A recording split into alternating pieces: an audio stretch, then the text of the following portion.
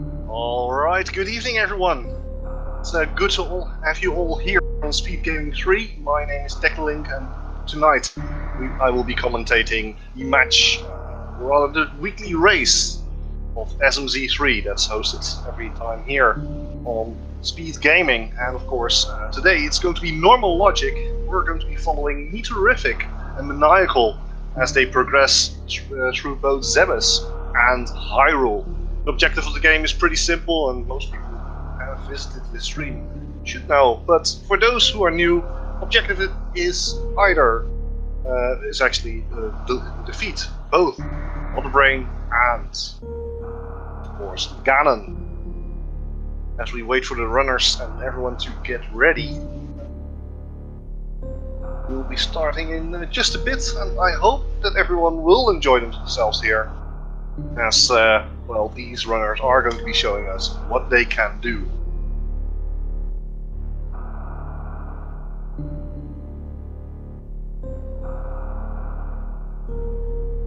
So, with normal logic, of course, there are some things that you will not be required to do, such as heated room traversal without the Varia suit, or other things like gravity jump. But things like infinite bomb jump are still here, and we are off with both players getting ready to go. There are a couple of options that you can take. Of course, at the start here, you can go either straight into Hyrule, or you can choose to check out the Morphle pedestal. But most players, they do opt to go straight into Hyrule. And it looks like Maniacal is heading straight into Hyrule. Just like Metroid, we are going to be getting our first look at Hyrule.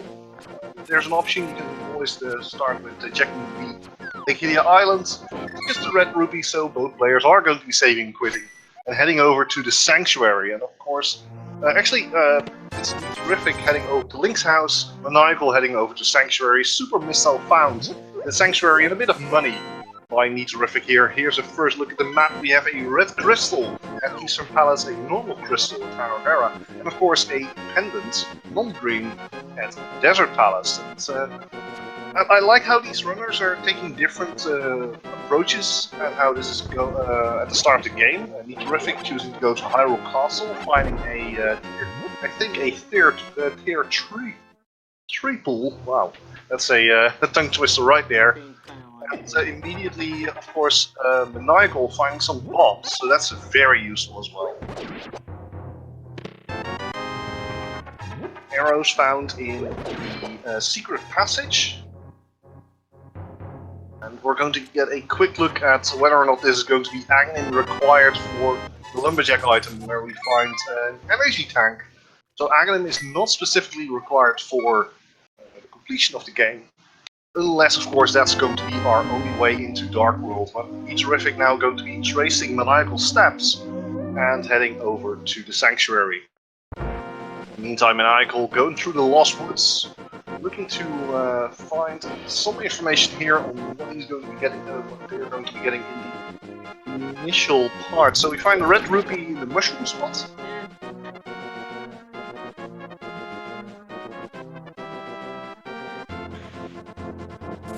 How many bombs? And we're going to be looking at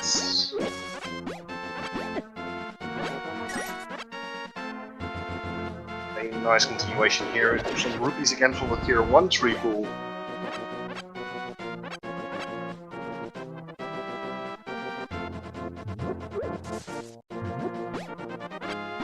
As we wait for Maniacal to head over to the Kakariko village. So in Kakariko village, it's a very dense item location. Of course, 5 items here in Blind's Hut, another 4 in the well. I think, excuse me, 5 in the well. So yeah, this is a pretty standard start for both the players. Let's see if we can find out if there's any form of a bow this early on. That will allow both players to head into Eastern and Spacer. Not really the weapon you want to find, but a nice damage upgrade, especially early on in the game. Missile found in the back of Blind's Hut, and actually for Metroid, this is a smart pickup. Picking up the red rupee will ensure that they will be able to get themselves the pickup from the merchants. And also, what I did fail to miss on Maniacal's side, because I was working on a bit, is a nice Moon Pearl in the Lumberjack. So both players now with the Moon Pearl. Here we go, 5 items in the well. First item, not so much, other than a lot of super, so ammunition isn't really an issue at the moment. 50 rupees, that ensures... Oh, a nice glove there as well for the back of escape, if needed, or other things that they can pick up now. But yeah, this is very nice for Maniacal, actually bailed out here by the well, because now they don't have to go back to check the merchant. Merchant, well, only has a piece of art, so nothing too special right there. Chicken house now, as Metroid is doing what Maniacal did just a bit earlier.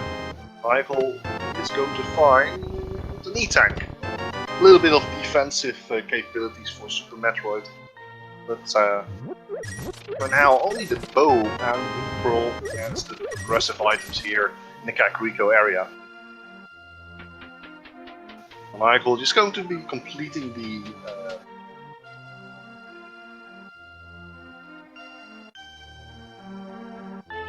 looks like we're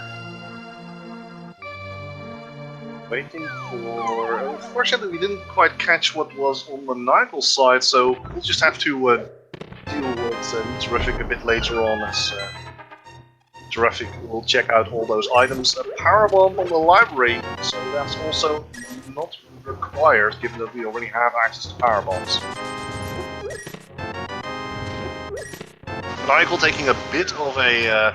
it's not really a gamble, it's more like a guess.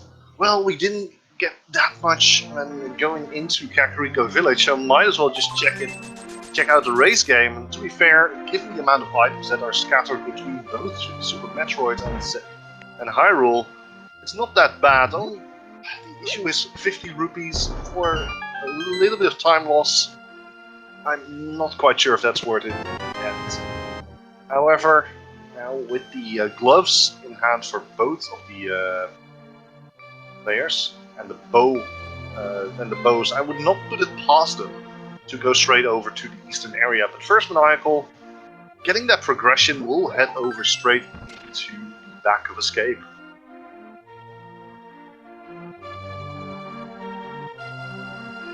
Alright, let's see what the back of escape holds for us. What the key logic will tell us, because if we don't find a key in the back, find a map, a missile, and a missile, that means the key has to be in the front, so it can only be in 2 places. And that's Dark Cross or the first blue guard, which basically means that not all that much of a... it could mean that the lamp is required to put the Zelda cell in logic right now, so it's interesting that Maniacal, with his information, decides to go straight over to the dam and do that instead. When we're looking at Metroid, following Maniacal's footsteps right now, also doing the racing game, also picking up 50 rupees, and saving and quitting out, makes total sense. Mini shield found in the dam. The sunken treasure holds for us.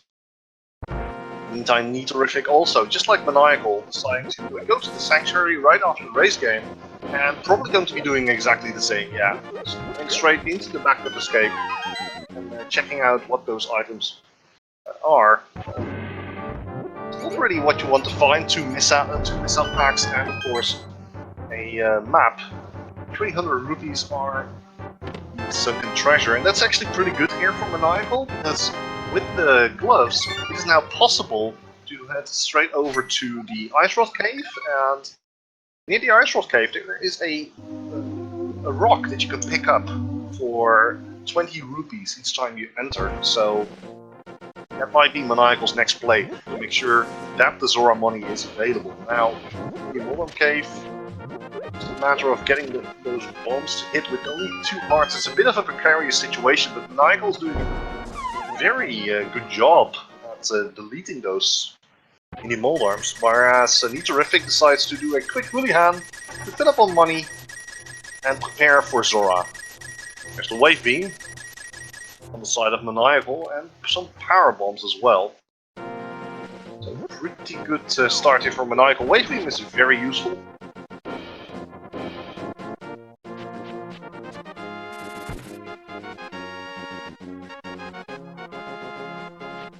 So if we're looking at the flute also found here by Maniacal, yeah, it makes total sense to immediately go and pick it up.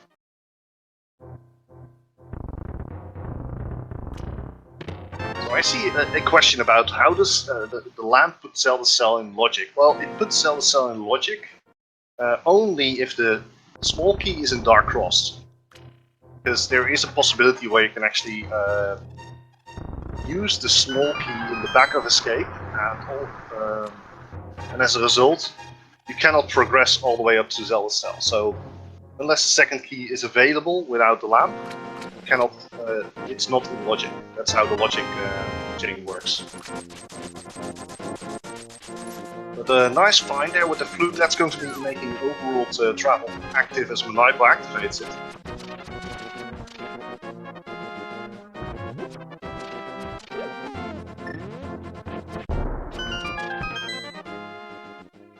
Again, Niterific following Maniacal's footsteps as Maniacal heads over to Agina. Not sure if Maniacal was able to actually see the item there on the ledge.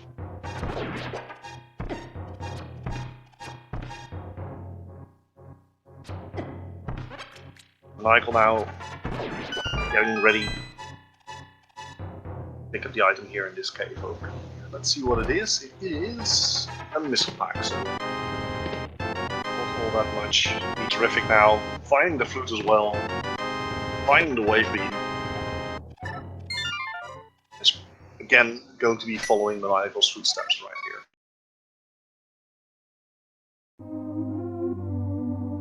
Maniacal now with the flute heading straight over to Ice Rod Cave. Makes travel a lot easier, and it's fair. Get all those locations that are currently in logic out of the way. But there are also other options. You could go straight over to the mountain and into Zebes from there, because there is a check near the high jump location that you can access.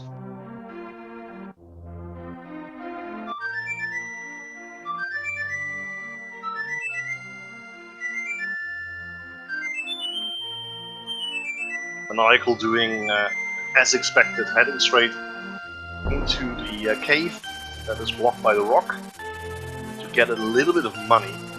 Maybe farming all the way up to Zora money here.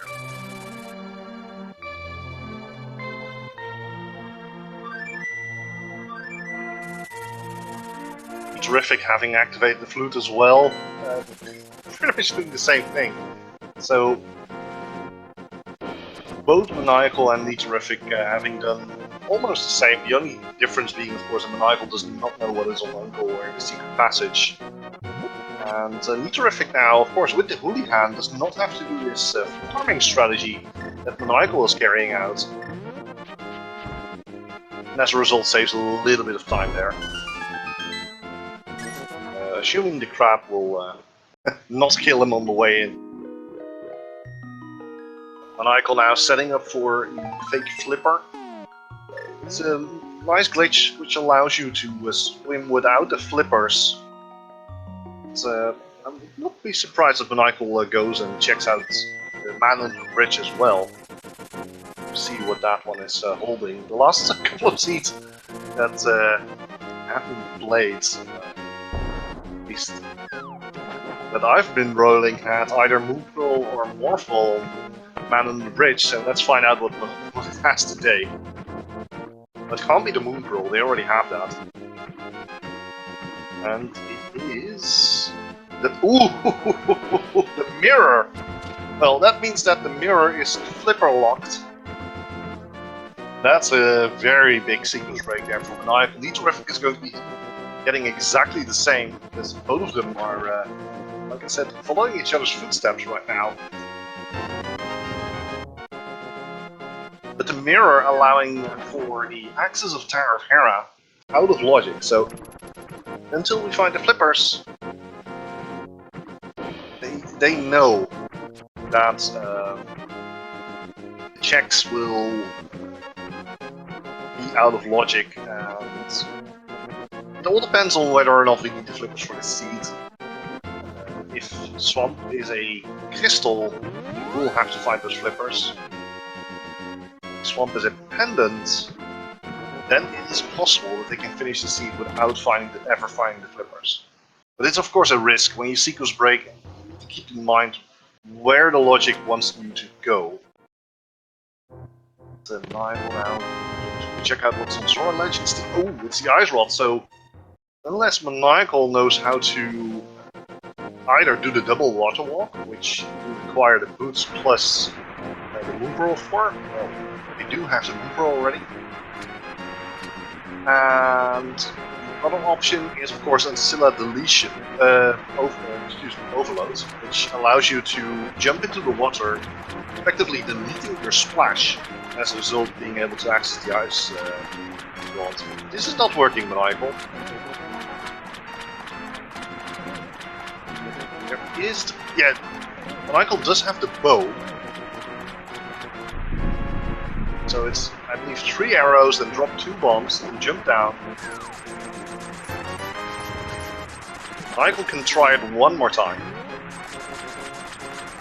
But you need to be in a very specific position if you want to do this. So, Metroid also going for that tech. Hoping to get that. Yes, that's one. Fast. Oh! Maniacal just a little bit too late, but Metroid gets it. And that's a massive advantage here for Metroid. So, also getting that ice rod means that Metroid does not have to revisit this area, and it saves Metroid a lot of time. Assuming, of course, that TR is required. I should say, actually, Trinex is required, because TR itself, of course, does not require the ice rods. Now, Metroid heading over to Eastern, whereas Maniacal has decided to go and do the old man in the dark, of course, out of logic again. But it will yield a nice spawn point, which is always useful. Although with the flute in hand, it's not as useful as when you don't have a flute. Plus a possibility for the item. Metroid, you don't want to be picking up the bomb again. That's kind of bad for your health. The hammer as well. That is Darkwood access. So hammer at Saskla, whereas Maniacal is going up the mountain. It's not going to be happy when Maniacal is going to go back to Saskla, because having the hammer, I would not be surprised if Metroid goes straight over to Hype Cave later on, but I'm not entirely sure where oh yes, of course. First, getting some bombs. Because you need at least 2 bombs to clear Hype Cave in full. That's a very big gain right there.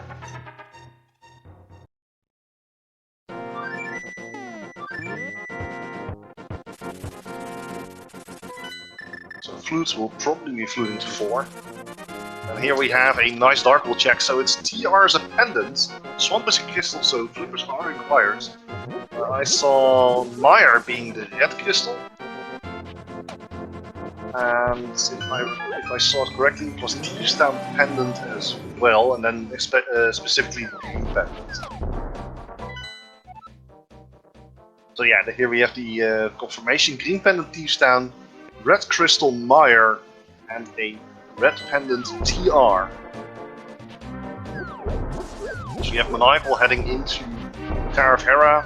Terrific is going to be showing us Hype Cave. Whereas Terrific is in logic, except of course for the mirror, so K45, which is coming up soon near the Grove. Going to be a bit out of logic, but here's the first sword, so sword and Hype Cave as well.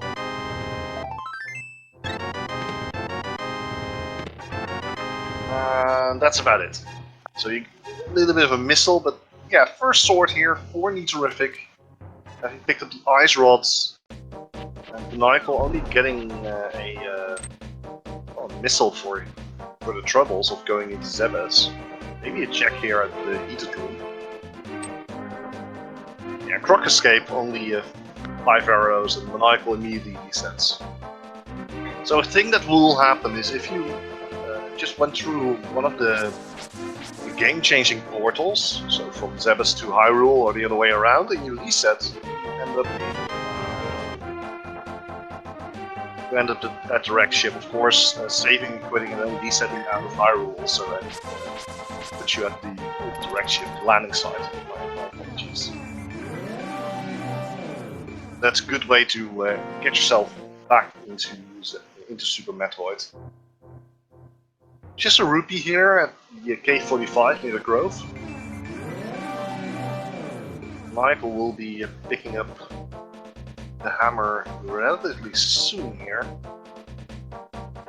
So if we're looking at at all of the dungeons, we have a Eastern Palace red crystal, if I am not mistaken.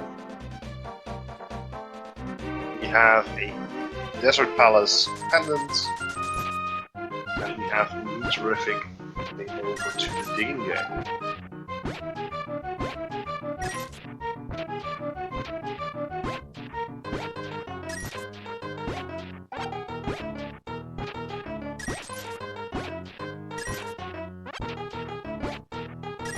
Michael also be saving and quitting, not even going into Eastern. There's a missile. And Nitorific continuing on, hoping to maybe find a rupee, I would assume. I'm not sure if you want to mirror. Oh, that's actually a nice mirror. They're exactly in the spot where you can mirror. And Maniacal not using any money. Well, then again, Maniacal doesn't have any money. It just picks up a crab and gets a lot of bombs here. Nitorific now retracing the steps of Maniacal actually takes a fall in the old man cave. It's a bit unfortunate. It's going to cost quite a bit of time here.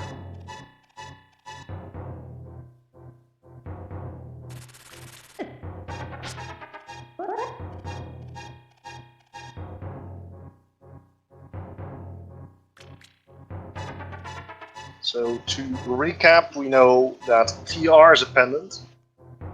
We know the desert is a pendant. We know the T-stand is the green pendant.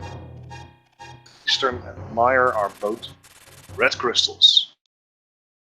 So if we're looking at that, makes it that the minimum items that you need are at least Ganon and Varia. We're going to need the fire rod eventually.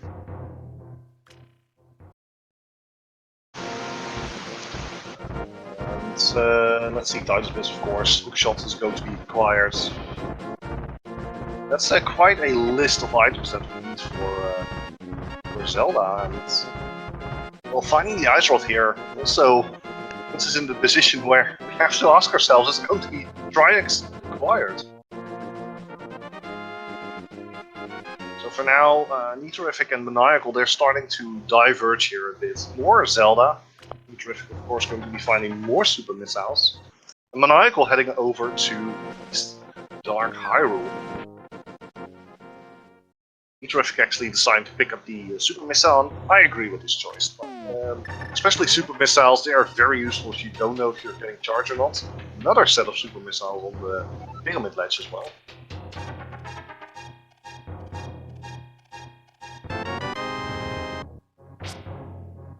Wouldn't be surprised if Maniacal just heads over to Catfish, get that out of the way. It's a long check.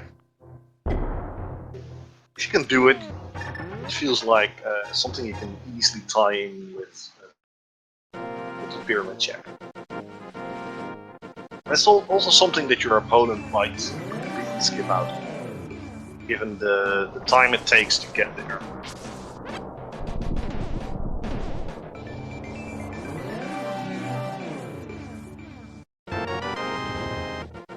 Terrific, getting another set of supers. Of course, that's what we already saw on the ledge. And the question is Nitorific going to be clearing out the entire... actually, Nitorific can't. No fire source, no hook shots to clear out the Tower of Hera. Let's see what's on the catfish here.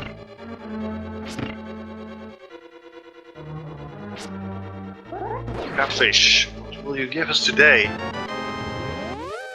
Ooh, Varia suit! Oh boy!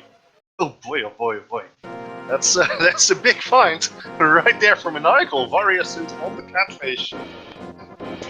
If Nitorific is not checking that location, that might hurt quite a bit.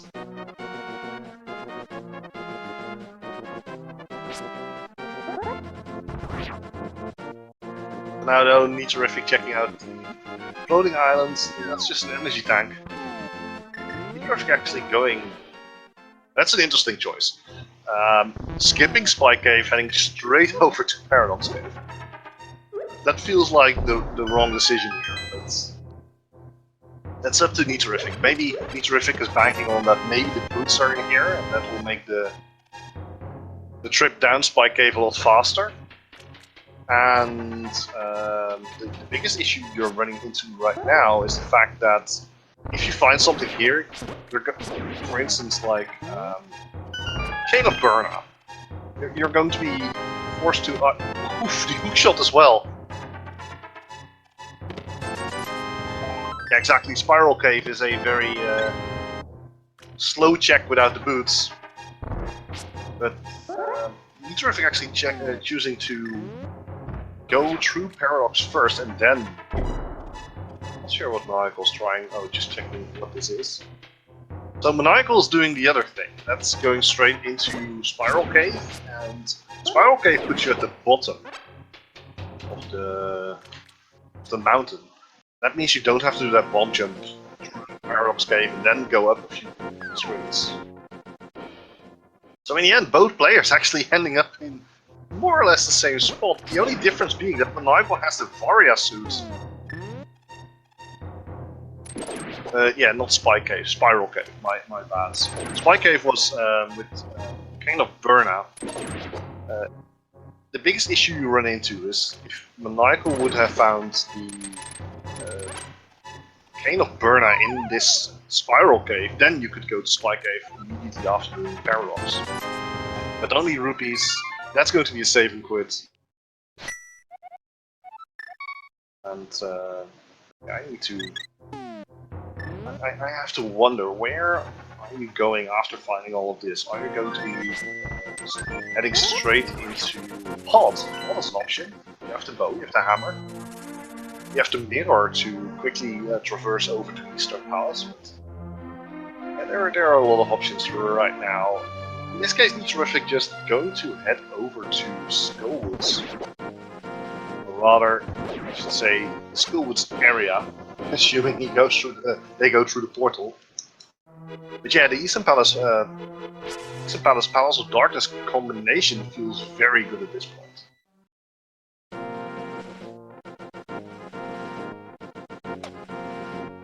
Michael also going to save it out.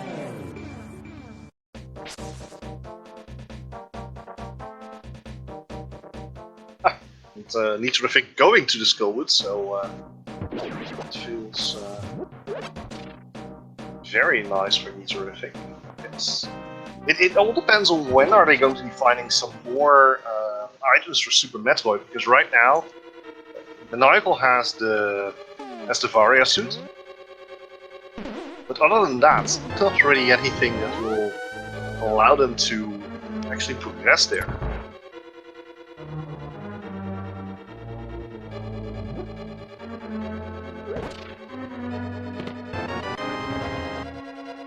There's more bombs here on the side of Nitorific, so that's the first item out of the woods. Michael actually doing something else, and that is going to Hera with the hookshot in hand. Michael can now actually finish Tower of Hera. Just needs to be a bit careful there. If the mini boulder drops an item, you do not want to pick it up because it might well, change your change a variable. The issue is if you pick up the item as it's bouncing, it causes the Hera bot glitch to not work as intended, and you will not be able to get yourself inside of the bot. So Michael heading straight over to Oldorm. It's probably going to be clearing it out and getting the first crystal. Oof, the Titan's Mitts and Skullwoods! That is amazing. Titan's Mitts and Skullwoods means that there's now a lot that Metroid can do. And given that Metroid has the mirror, that's going to be a very fast clear of the entirety of the Thief Stand area, and also a rupee on Tower of Hera, so Tower of Hera is not really that useful for Rival, but yeah, with the mirror, Smith Chain, in logic, basically everything. The flippers are on bumper ledge, so that means that cape is required in order to get the flippers, in order to get the mirror. That's going to be something. And given that, it's well, we're in for a treat here today. That's going to be a long logic chain, depending on where the cape is. The cape can't be here because the mirror is cape locked. But this is also one of those locations that you really want to check early because it takes so incredibly long. Super Missile found. As Maniacal starts doing South Dark Hyrule checks.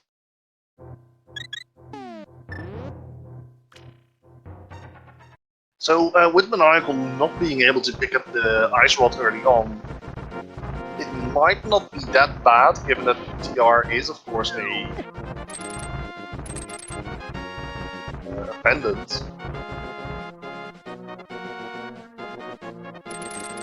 But with the Titan's Mitts in hand,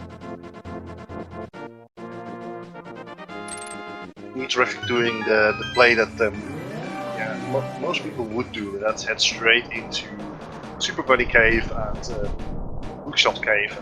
Reason being that this is a very dense item location. It's 2 in Super Bunny Cave, you have 4 in Hookshot Cave, and if Metroid wants, Metroid can also pick up the energy tank that is on the floating islands, if Metroid so desires.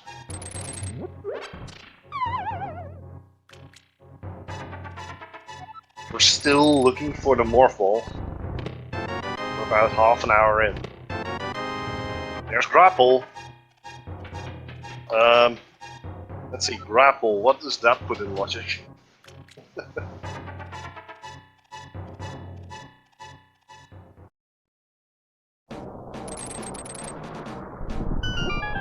Might put the mode item to logic, but we're still looking for... No, it can't, because you need Power Bombs and Morphball for that.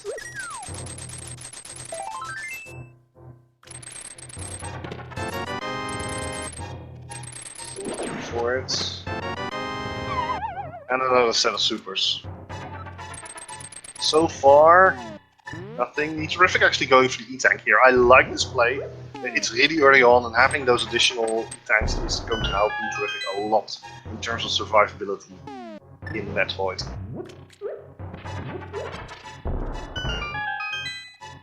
Michael, on the other hand, heading over to Palace of Darkness. Going to be making use, of course, of that mirror to the hot combo, which is very efficient in terms of finding items. It's 5 items available in pod. It doesn't have to be available, but possible.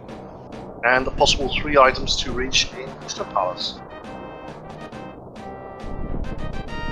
And it's Bombos on TR.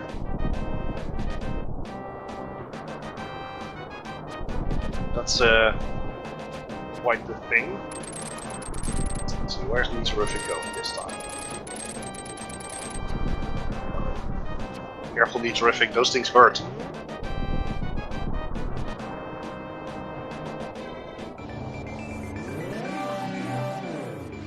And Terrific going to be doing the same thing as Maniacal, so as Terrific is clearing out Hera, we're going to be looking at Maniacal heading into plot. But Maniacal really needs to get those mids. I'm not entirely sure if I really like the play here from Terrific, given the fact that Hera is fire locked.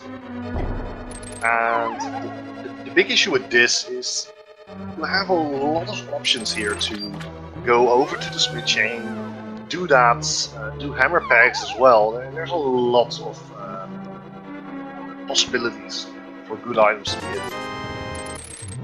So Terrific finding the rupees here, and he's not going to be happy with the rupees on Hera as well.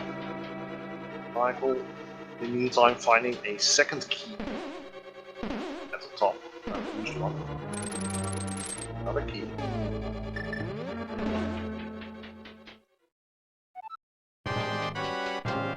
And it's going to be doing the right side plot as well. That makes sense. You have to go, you have to hammer.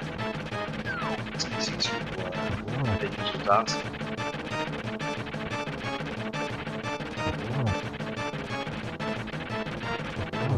No dungeon item so far.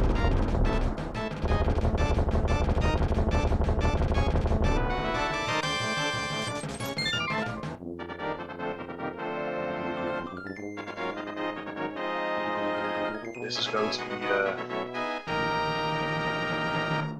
one heck of a House of Darkness. If it's going to have something useful here, there's a second item, if I'm not mistaken, so as a result, yeah, that makes sense. There are at least 4 keys in the front. For Maniacal, there's a quick and dirty way to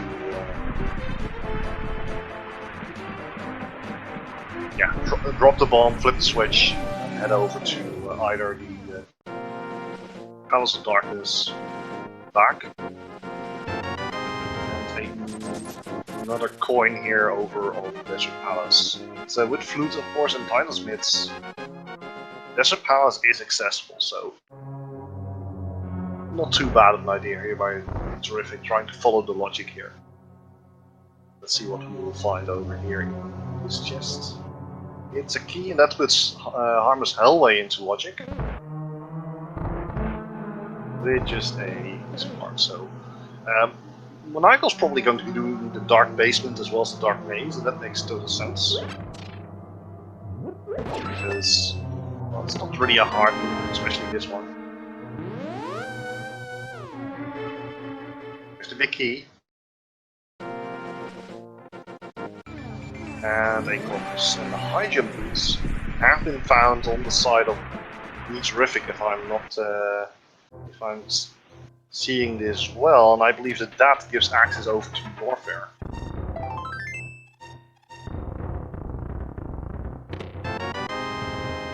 And some more bombs. Okay, so Maniacal is now setting up for the hammery jump. And gets it in one go. Map in the big chest.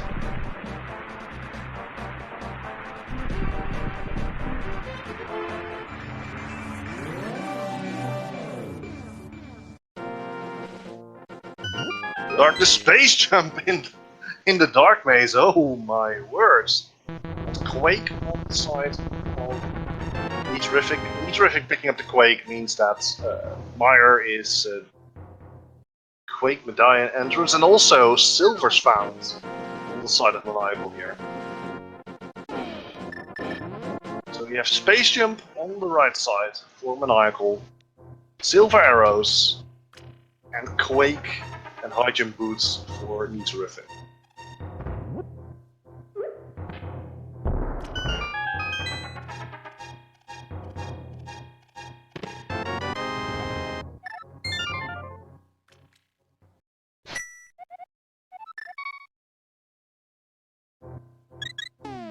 Alright. Now we're looking in Eastern Palace, Maniacal. First item. Red Rupee.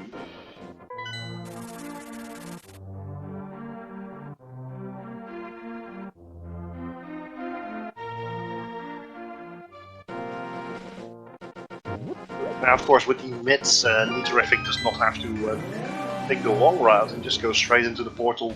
Going to be finishing a few more things here over in the Eastern area. So both players have completed the Tower of Hera dungeon. Niterific going to give us our first look into the chess game, which has 5 arrows.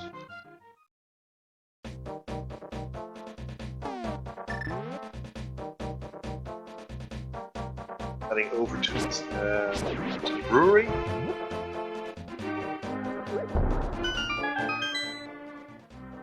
And on the right side, Maniacal, only a map. Some missiles for Niterific, so nothing too much with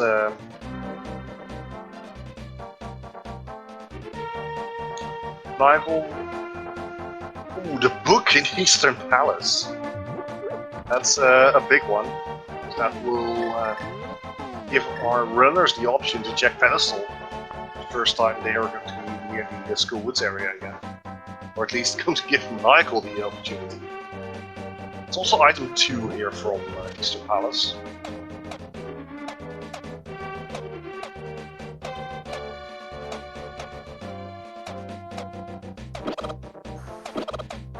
Yeah, that's a logical. Correct, access. Entirely sure. But here's yet another art piece.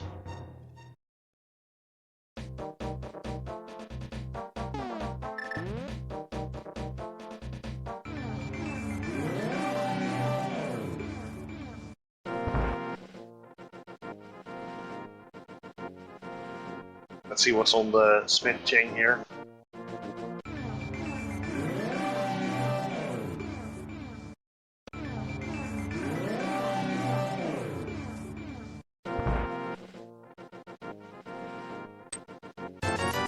Chain gives us missiles.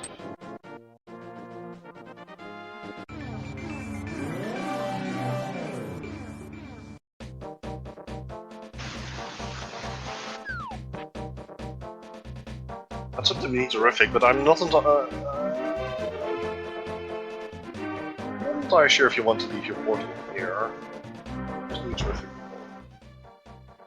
Okay, heading over to the sea house. Ooh, there are the boots! The boots have been found.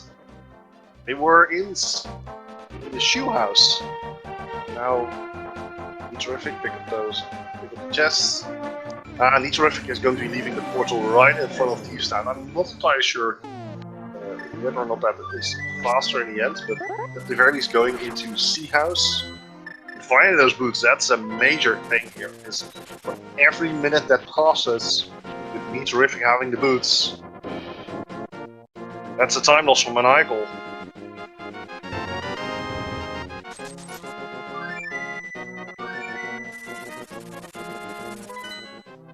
And with this, I would not put it past Niterific to start checking out Catfish sooner or later. But first, Bonk Rocks. And the thing here is that Niterific can't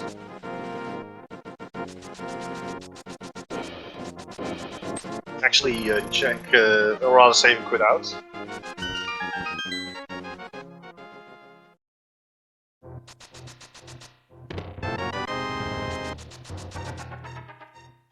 Due to the fact that saving and quitting actually loses your, causes your portal to disappear. So this is why Niterific is just doing it this way.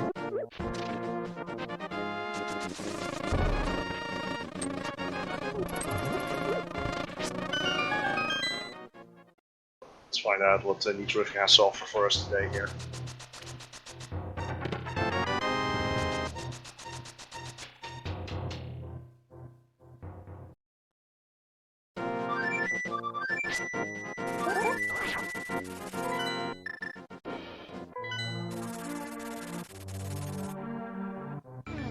So far, so good.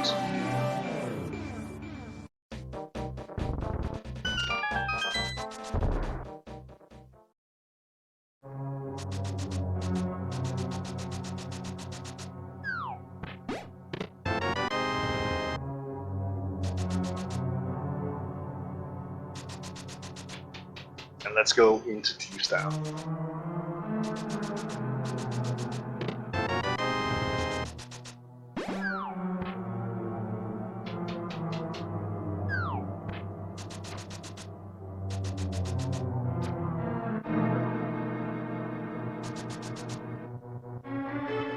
Alright, so bombs in the first chest in Haru Castle, so logically, Zelda's cell is landlocked.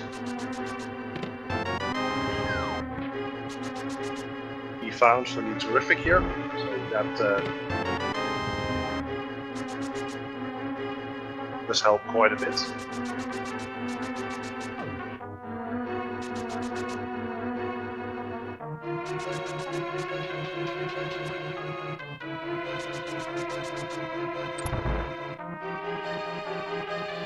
As the terrific heads over to, of course, the back of the Thieves Town.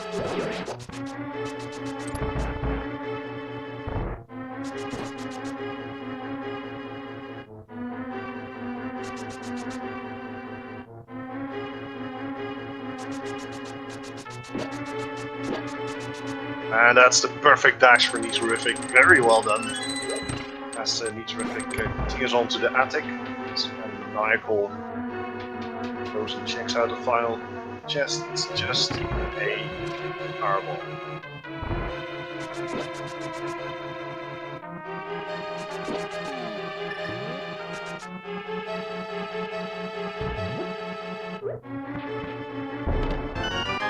The attic has only the compass.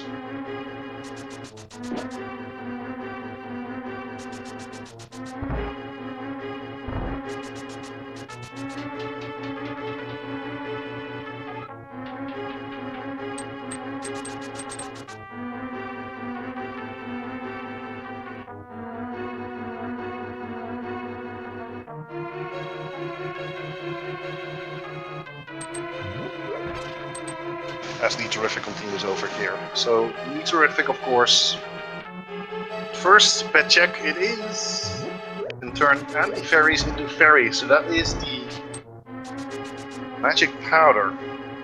So, but Maniacal now knows, okay, I really want to be saving my mushroom here. Because else, Maniacal might be forced to do all the pedestal, rather all the pendant dungeons in order to access that magic powder.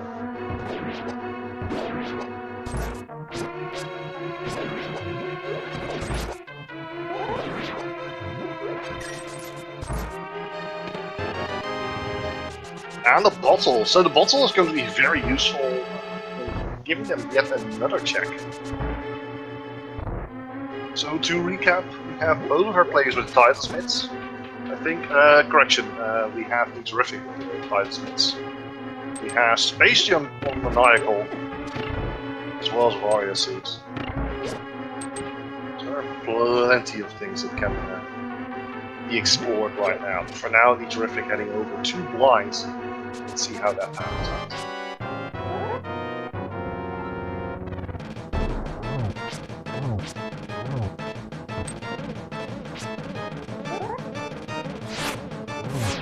So we're currently looking for the cape, which will allow us access to the flippers, which gives us logical access to the mirror. Of course, we have the mirror already.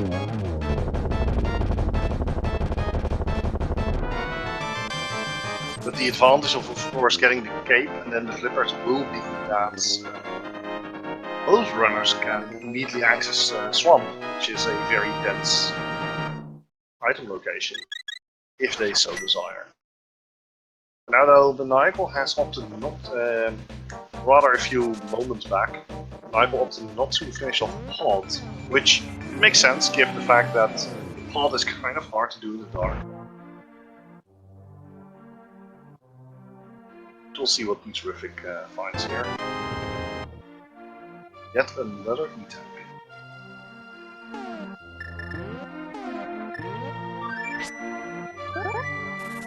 Now the question is, where is Metroid going to be going? Because there are quite a few options here. Metroid deciding to pick up some nice blue potion.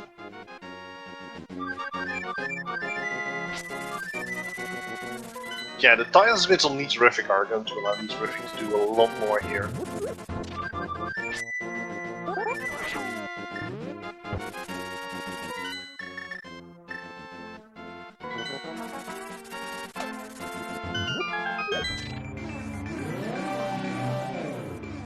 And Metroid now finally heading over to Pod as well. So Metroid, assuming that they can finish Pods, will be able to also get that space jump, which is going to be giving them a lot more opportunities in Super Metroid to move, for instance, into the red chip area. And actually, there's nothing that they can gain from there, due to the fact that for most of the items you're going to need in Northpole, you can actually not get there by that. Okay, King Pendant was a dud. 10 arrows.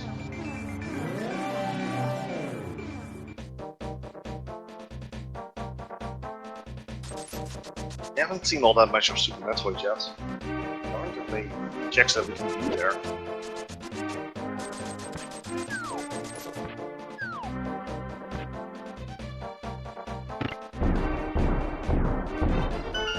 Both players just continuing on here in Link to the Past.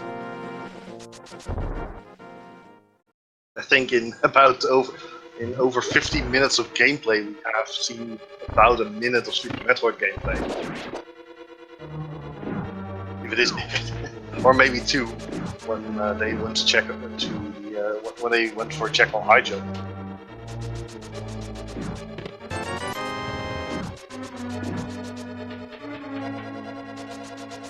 But other than that, the game has been a bit stingy. So we have Quake, Misery Mire, and Bombo's TR. So we have Powder on Pet. That's going to be a thing.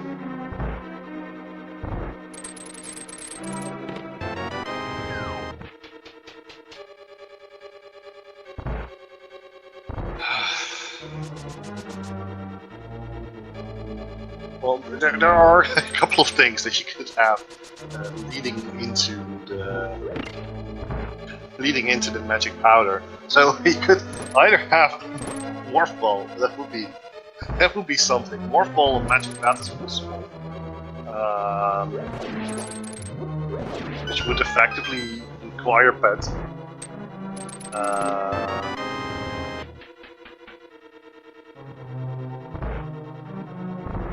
Oh boy.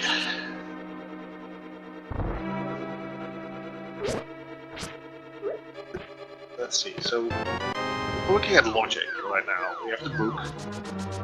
So we could check. No, we can't check the ether tablet because we're still missing the sword. We're kind of running out of locations at this point. Because Swamp Palace is inaccessible. Ice Palace is inaccessible. Mire is accessible. So it is possible that we might see a dip into Mire without a fire source.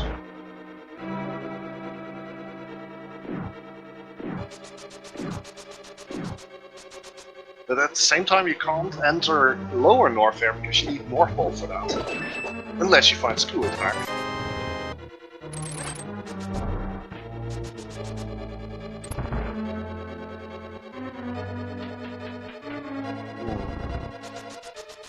Then again, so we have the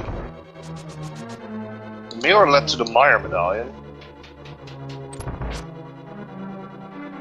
So I guess the only options that you have left are either go into Norfair without Morphol,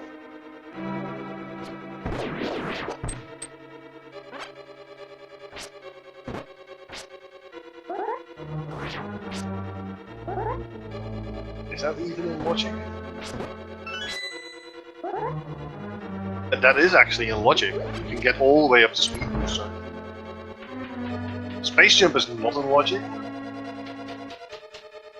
So yeah, it is actually possible. There are 2 checks in Old Brinstar which you could get to. So that's the Morph Ball vanilla location and the ceiling.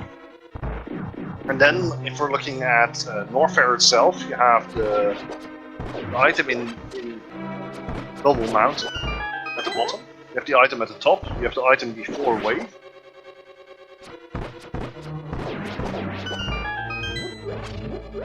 And then you have Speed Booster. And that's about it in terms of items remaining. First, let's kill some armor snipes.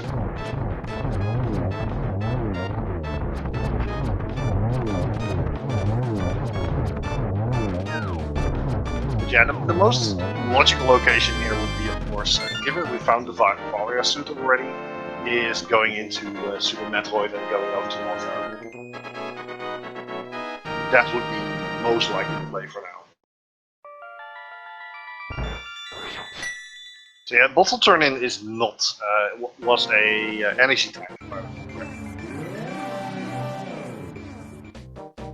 So for Nitorific needs to go over to Catfish to pick up the Varia suit, to put Norfair in logic.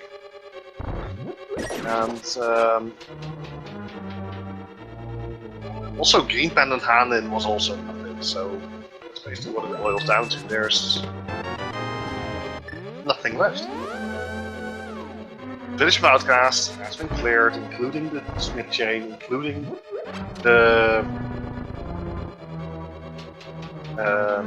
the digging game, including, well, Sickit. We're going to see Sickit now. It's just an E-tank. David Ledge was nothing. Kingstomb was nothing. Beast was a progression. Has been done. Longrocks has been done. You know what Bumper Ledge is, but it's nothing. It's not accessible. It is flippers, but not accessible. So that leaves Metroid. The only thing that Maniacal needs to get back in logic is the are the high jump boots. And those are in Desert. Now it also comes down to, can Nitorific actually clear pods without the land?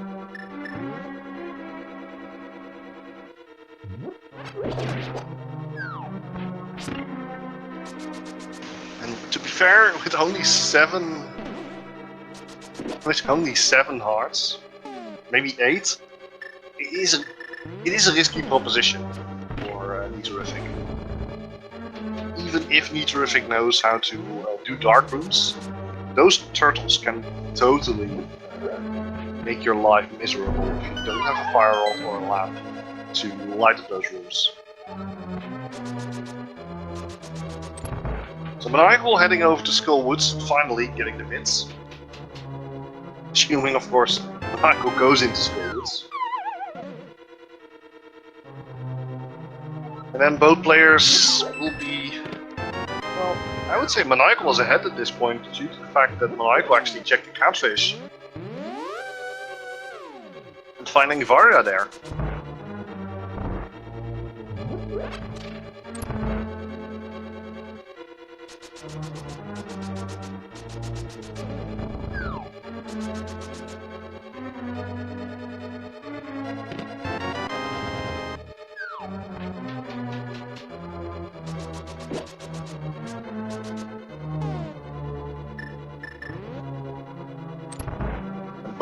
Both players just finishing off their checks. Michael is probably going to be heading straight into Metroid after this.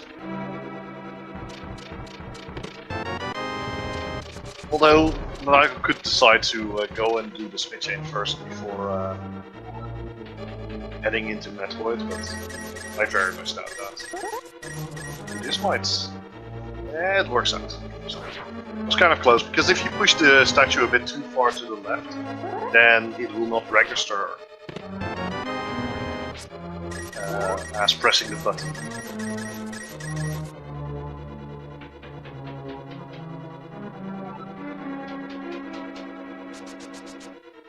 So, speaking of, there is a trick that you can set up, but Michael would require the gravity suit or a way to traverse Varia suitless. But you could set up a water walk all the way from schools. That's not really advising that, to be fair.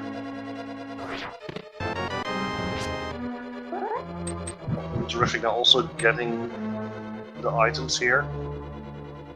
Not deciding to do hammery jump, and to be fair, I do like that because the setup for hammery jump it doesn't save all that much time in non-insanity. That's again space jump now found on the side of Terrific. So yeah, Terrific with the Titan's mitts, as well as space jump, high jump boots. I don't think Terrific has found Varia yet.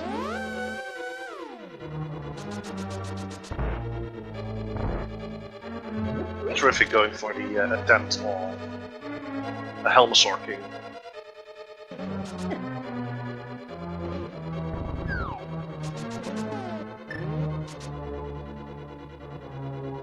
So if we're looking at Maniacal also now has the ability to head over to the mountain and check Hookshot Cave as well as the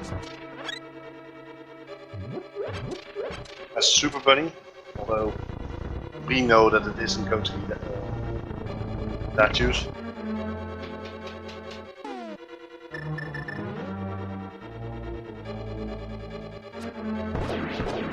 I feel like this is it's a good play from Terrific. We haven't found Morphle yet, so that's going to be a big thing.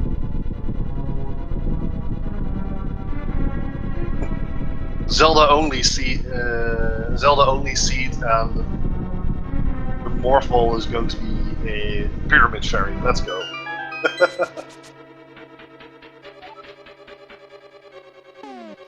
Okay, so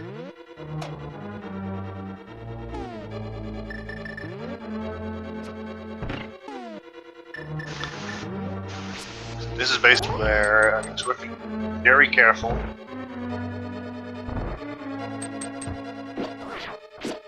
Okay. Now heading into the room with 6 turtles. These turtles are out for blood, so 5 hits remaining. 4.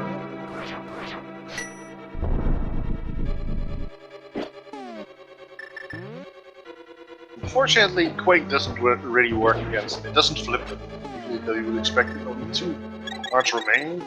Gets the blue potion here. This is very intense here for this one. It just needs to find the final. There it is. Hit it with the hammer.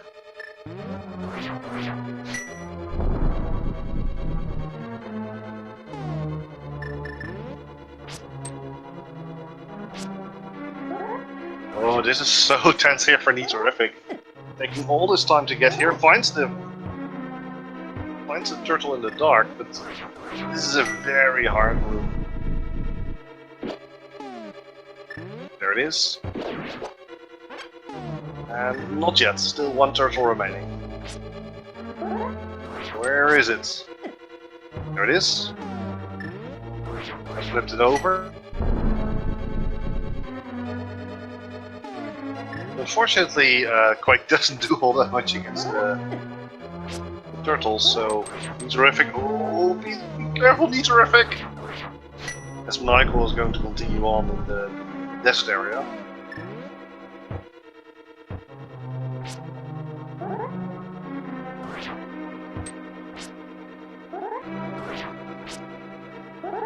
I am pretty sure that the Quake Medallion doesn't do anything against it, but oh, there it is. 1 more hit, come on. That's it! Oh. that's round 1 done. Now, it's going to be the next one. So, getting into the next room. One hit is KO. Nito! Nito gets through. Well, it did hurt Nito in terms of that it was a very slow dark room. If Nito can pull this off before, so be careful, do not get hit. There we go. Silver's one hit KO, come on. There we go. Nito, well done. So I was about to say, if Nito can pull this off in one go, that saves the time that you need to come back here over to Vault. An ether medallion has been found. Not needed, but very useful.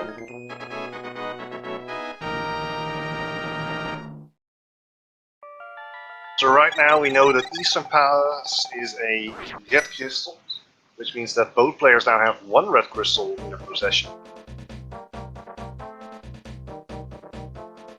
And Nitorific now heading over to, I assume, check out Pyramid Ledge and then check out Catfish. And then be upset finding the Varia suit there.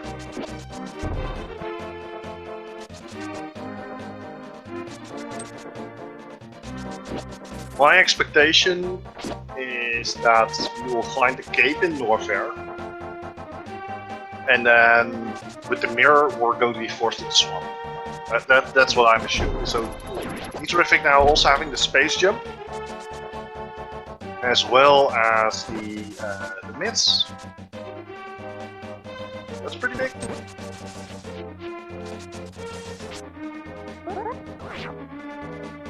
So they go spin speed first. Go, let's go.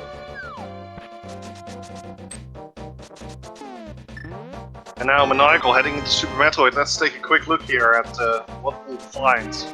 Maniacal, of course, with the... We'll find some rupee at the Cathedral. Now heading over into the lava room. The spaceship makes it seem so easy.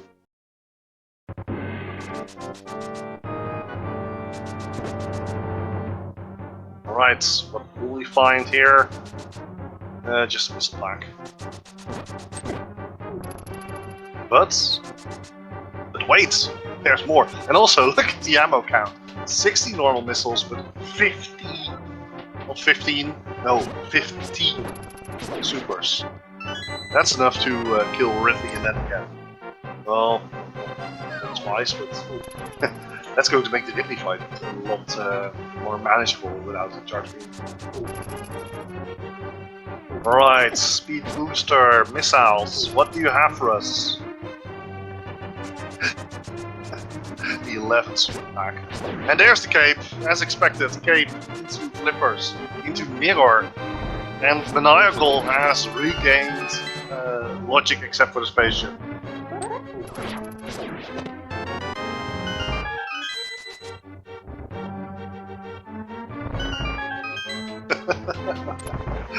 What a seed so far. I'm very happy that I rolled this. So a lot of people are going to be very, very happy with me.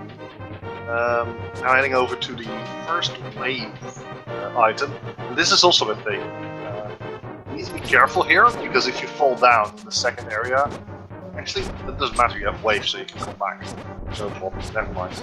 And there's Master Sword as well, so suddenly Ether Tablet also in logic. As well as some bonus tablets. Yes, all dark rooms are out of logic in normal without a fire source. They are actually also out of logic in hard.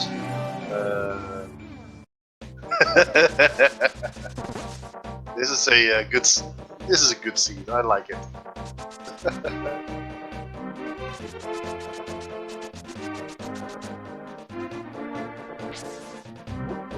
Right, heading over to this side, so let's see what it is. It is just a piece of heart. They can't check more than that, due to the fact that, of course, there isn't anything. Rather, you can't go through the little corridor without Morphball. At this point, the only thing we're missing for everything so far is back in logic due to the finding of the cave, except for Space Jump.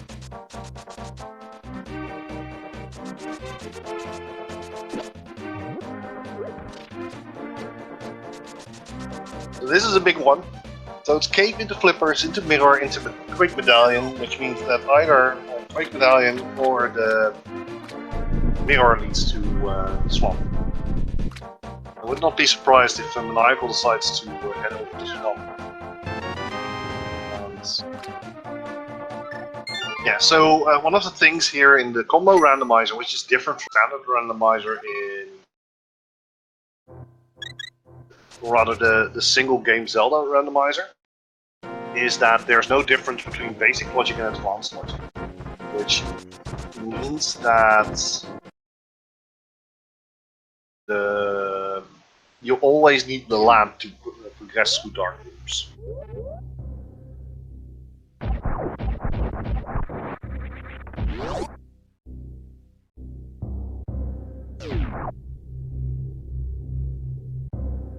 Now, of course, it's going to be terrific following in the footsteps here.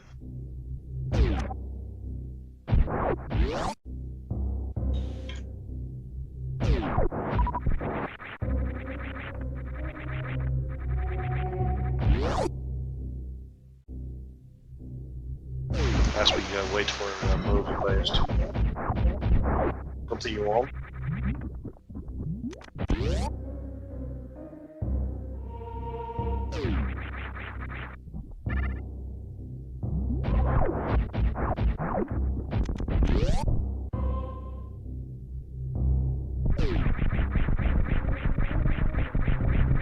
Maniacal now, of course, heading over to Dark Hyrule. That's an interesting choice. Oh, okay, of course, yeah. He needs to pick up the flippers from the cave spots.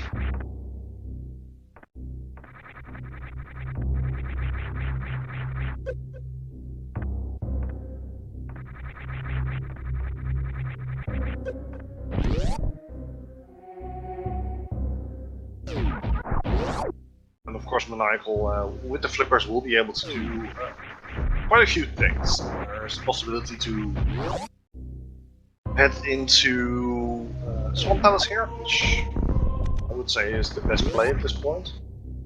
The other option is to head over to Dragon, but given the current setup, I wouldn't advise that.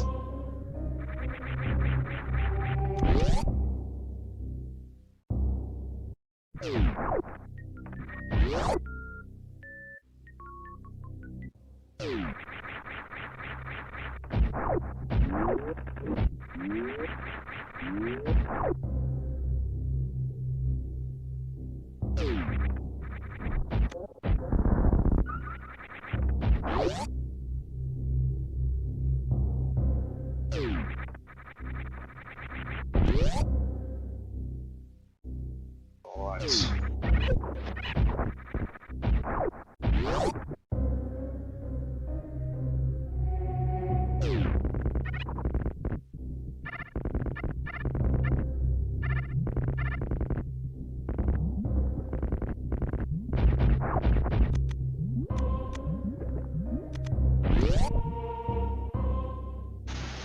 For now though, Maniacal heading into the swamp. As Nitrific is basically doing exactly the same thing. Nitrific actually having 60 supers at this point. To do a quick check here. And of course, this is a crystal, so for Maniacal there's no problem in just full clearing this. There's of course the decision that you have to yes or no. And oh, it's the Cane of Samaria! Ooh, that's a big one. Is this going to be the we don't have to go into Super Metroid for the entire time until we actually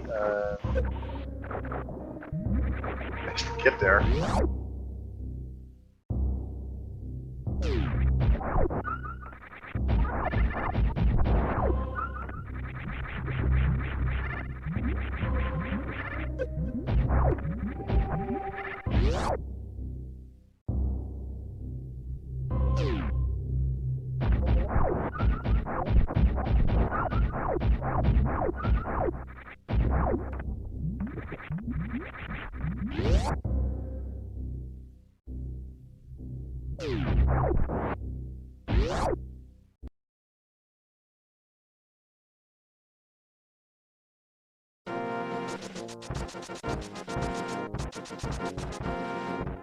Oh.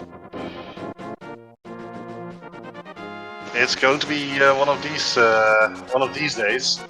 One of the things that is not possible is that Morphle can't be in GT because you need the Morphle to clear the big four.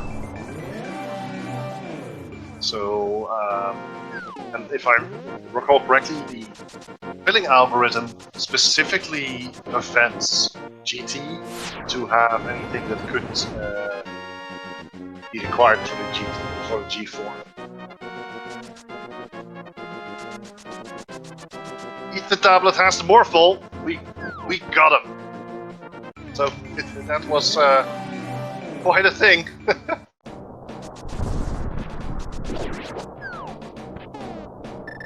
And that's basically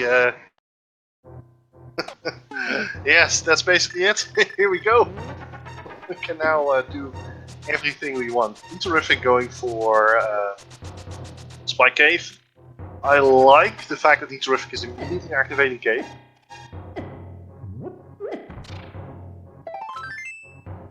And it will be a piece of heart. So now, Terrific is going to be able to just do Super Metroid much as Terrific wants.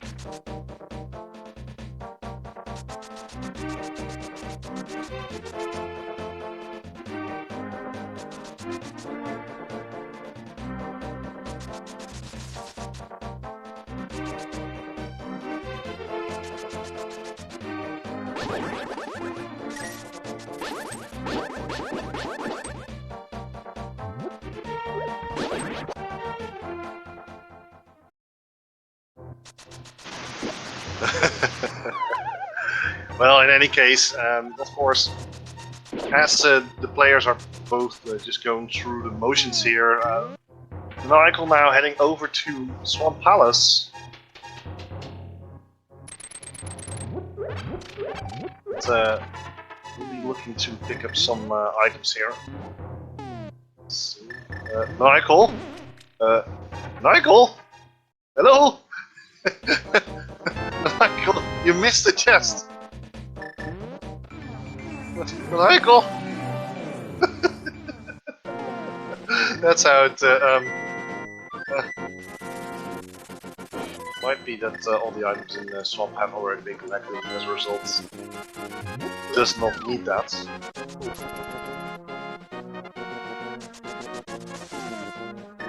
Yes, sorry for the things. We were working on some technical difficulties, but it should all be we'll make it happen. It just takes a bit of time. And so Michael is busy with, of course, the fight over Swamp Palace. Going to be taking out Argus. Of course, having the Morph Ball here for the Terrific means that after Swamp, it's a small step over to Metroid. And with the Silvers, it's a one-hit KO. Michael fires the arrow, misses. Two-hit KO, maybe? Yes, two-hit KO. There we go. So there is going to be a slight delay, of course, between my my voice and the stream. So, in any case, we're going to continue on as Terrific heads into Swamp Palace, but Michael is well, going to start running out of checks soon again. Other than, of course, the Ether tablet that has Morphle. But where there's Ether, there's also Bombos. It's Maniacal now heading over to the Bombos tablet. And if that is, say, Speed Booster, it's going to be a thing.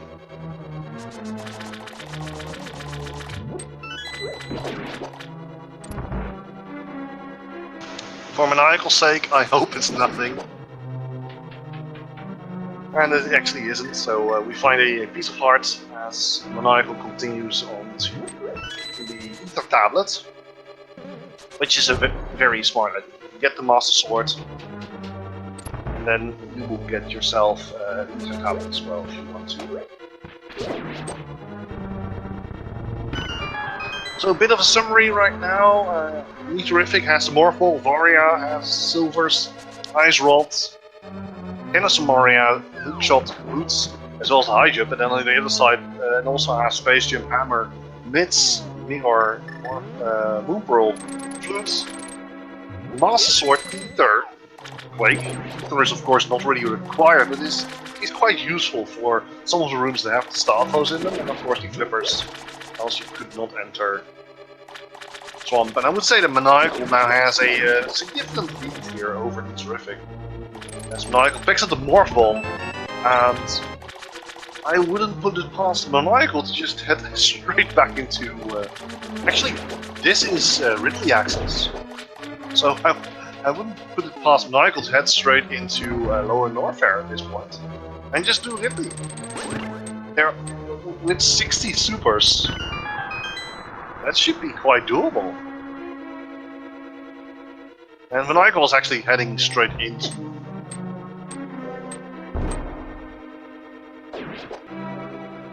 Lower Norfair. Has 53 super missiles remaining.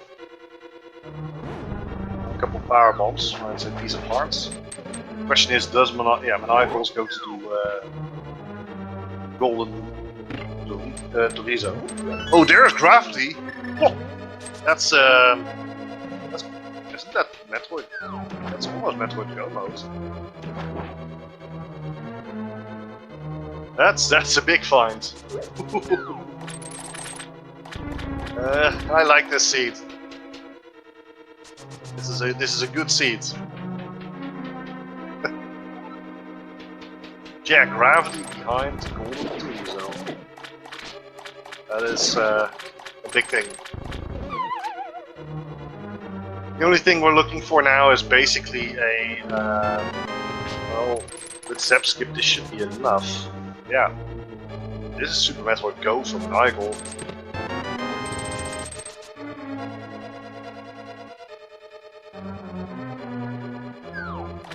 Using the power bomb to destroy all of these flyers to get the supers, and also I like this idea.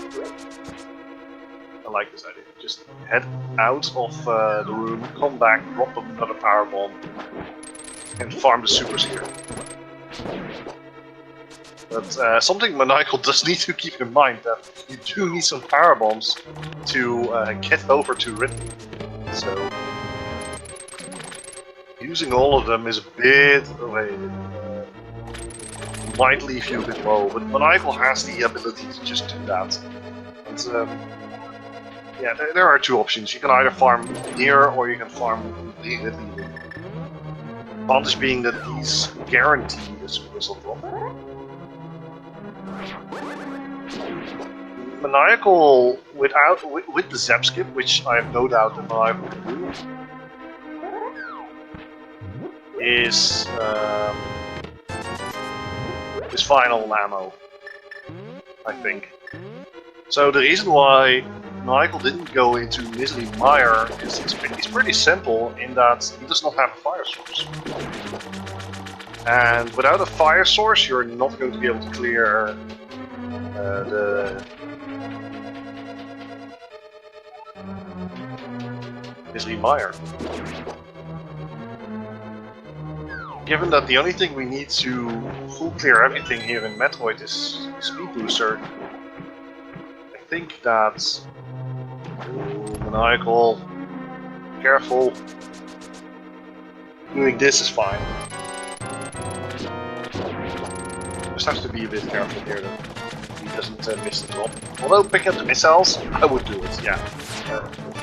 Given that you're in Go mode, getting those missiles here, you're here already, why not pick them up? So looking at Go mode for Zelda, we need combos in order to clear TR, and we need Fire Rod, and that's about it.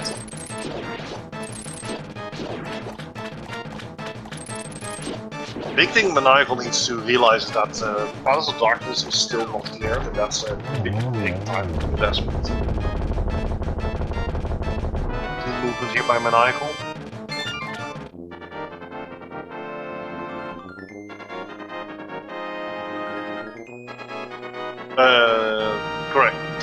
Correction, yes. Bombos is not required. And it also means that Pet is dead. Because of the fact that if it is impossible for Magic Powder to lead to Fire Rod, because you need Fire Rod to clear TR. And that means that it's just a matter of finding the Fire Rod now. I'm not entirely sure, yeah, Maniacal's going to check the Power Balls of Shame. Finds 20 moves. Not really happy with the Terrific and not heading straight into... Well, what could happen is the Terrific choosing to go higher, but that would be a bit of a miss.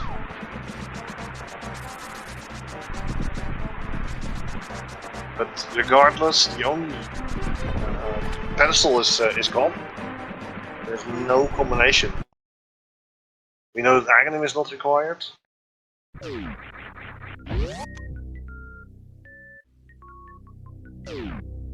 We're heading over to Ridley with Maniacal.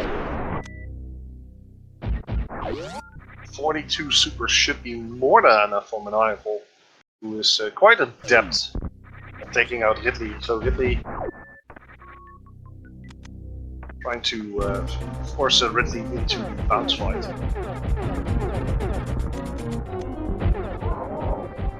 Very well done here by Maniacal. Ridley almost done. Just a few more. Should be one or two super missiles remaining. I saw it correctly. There we go. Ridley is down. And that's the first Super Metroid boss taken down. Very well done here by Maniacal, of course. That's just looking for a single item here. It's not that piece of heart that he needs.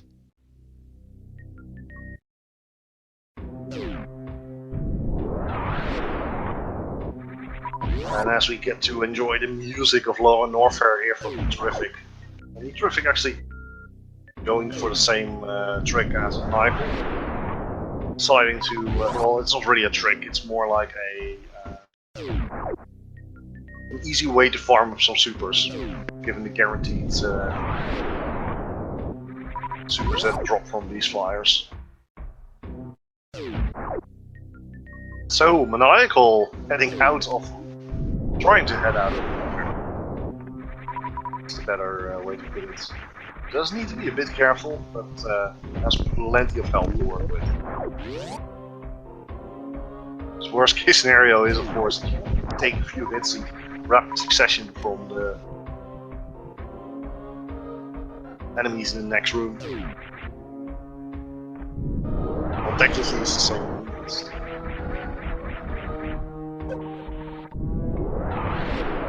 Okay. That was an interesting trick there by Maniacal, trying to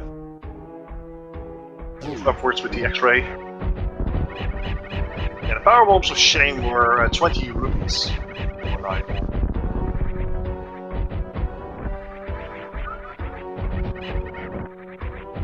So, Maniacal now heading over to the tank. And it is, drumroll please, a powerball. It's about the same, but it's not. So both players once again in very similar locations, with Maniacal having the disadvantage of having to still be hot, but the advantage, of course, of having already finished Ridley. And his opponent, Terrific, still needs to do Ridley, among all other things. Here's, of course, in prison, we'll find a progressive item. Michael heads over to the front and finds more missiles. That's always useful, especially given no charge beam, any amount of missiles or backup strategies is always useful, especially if it doesn't take too much time to pick up. If it would be out of the way, then you could argue for that. And here's Screw Attack! A bit late, but it's here.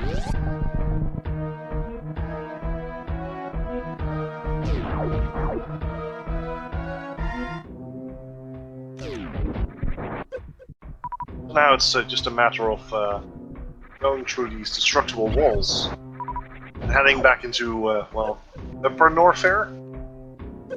Nice mothball there.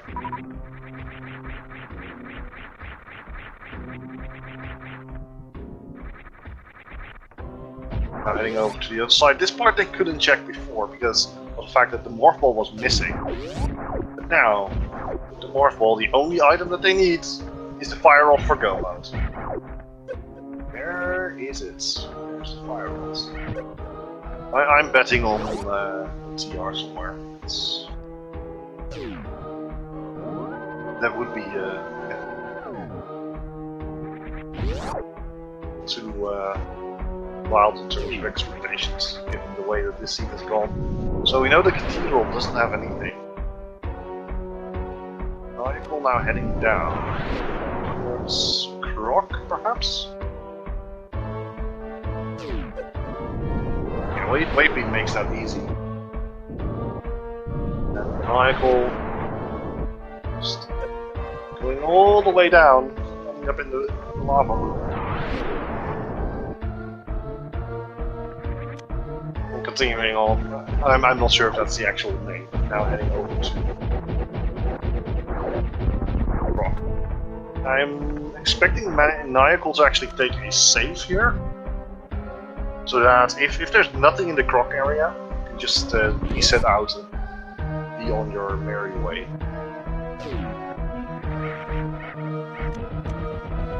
One thing to realize here is that Spaceship is still out of logic.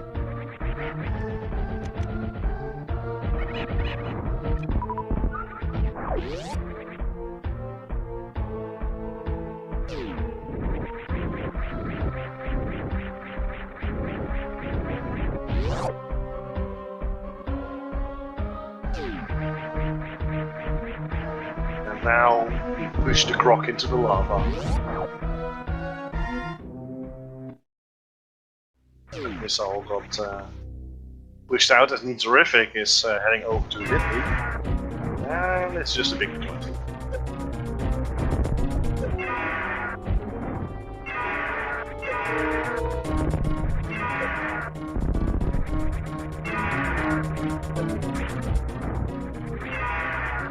Michael has the grapple, so the next location is technically in logic.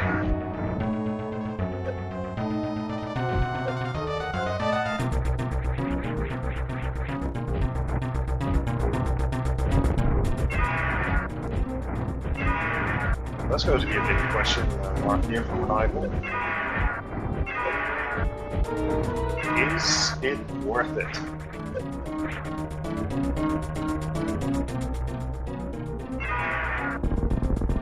That's missiles, but Michael more than happy to just pick them up.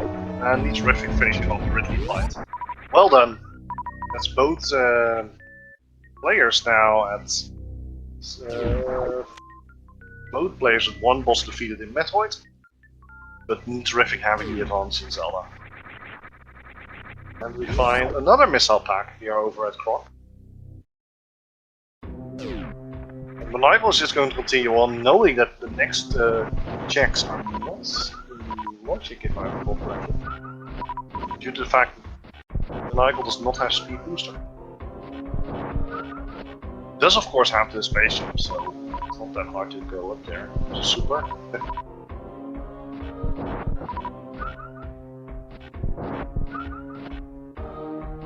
Now, grapple. What are you? Missiles. This could be a reset. Yeah, there you go. So this is why Maniacal decided to save early. There were only missiles in here. It took a bit of time in terms of checking it, but being able to just save and rather reset out is going to save Nigel a lot of time. Meteorific is having a bit of trouble there with the rooms before Ridley, but manages to continue on heading towards the spike elevators. So what I expect here from Maniacal is that Maniacal will be heading straight into Lydia from here. After checking out, of course, what's remaining here. And, there's a piece of heart. And a heart. So they're looking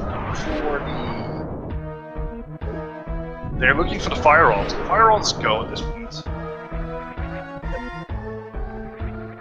And that means that it's going to be a long night, depending on where it is.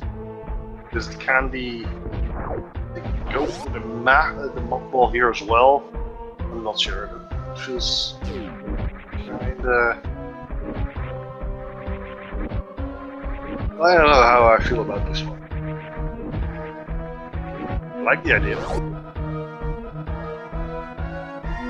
Oh, there's the tank. That's very useful to pick up. These checks are completely out of logic, so... No, Maniacal does not have the ice rod because the ice rod was on Zoran Ledge. And the only one who got it was Terrific because he was able to do the splash delete.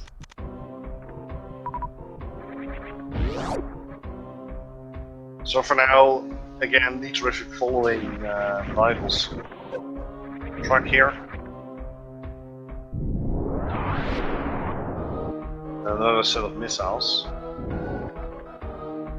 Surprisingly, Nigel decides not to pick this one up. And here's the screw attack again from the Terrific. So both players now having basically the same equipment except for, of course, the ice rod on the side of the Terrific. Now it comes down to what does Terrific do? Does Terrific want to do proc as well, or decides to go straight to Meridia with space jump and everything? Or decides to head over to Blueprint? And those are quite a few options, but I would say start with taking out Great. It's another boss, you have to take him out anyhow. It looks like Terrific is also going to be checking out Croc. Michael now, over to crates. We'll be checking out the item here, hidden. Will be... Oh, that's useful. It's not necessary, but having a little bit of additional safeties is very good. Also very well done there with the morph in the jump. I believe all the locations have been checked.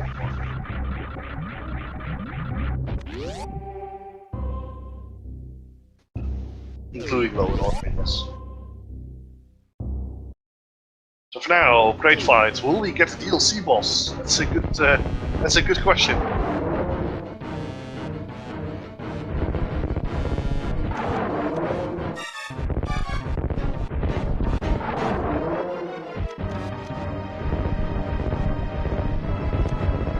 First, 1, 2, 3, almost.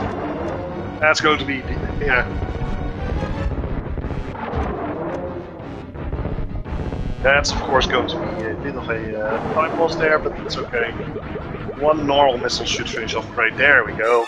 And that's the second Metroid boss defeated from an eye.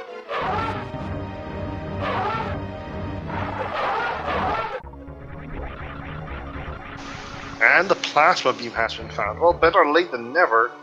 Effectively, plasma also opens up... no, it doesn't open up anything, because we already have school.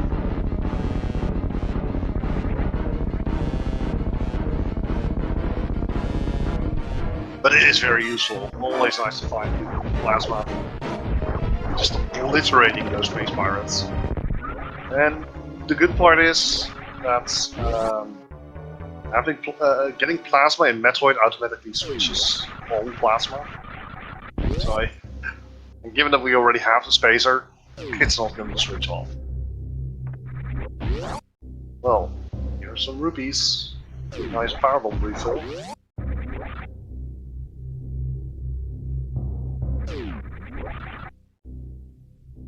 So what the players do not want to find here is Bombos. Bombos opens up both TR and Ice Palace. Although Ice Palace with the Icebreaker is not that bad, it's mostly the TR play that might hurt both of the players. I'm surprised Maniacal doesn't go to Meridia immediately, but goes for the fast check here.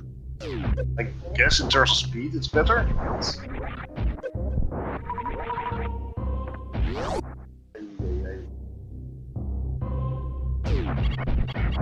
It's going to take a bit of time waiting for that to respawn, that block to respawn, and then it's off to the space room where we will find missiles.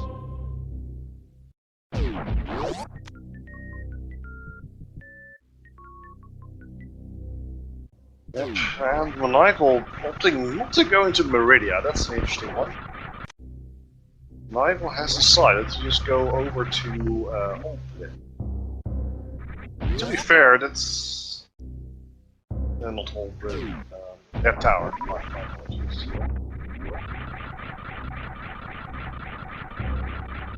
Which could lead into Blue Blin and Oldblin, of course, but there are a lot of ways this game can completely get turned on its head.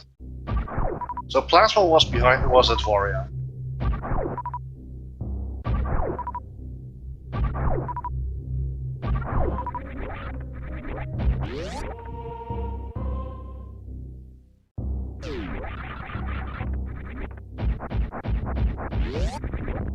It's a long range with fire on so far.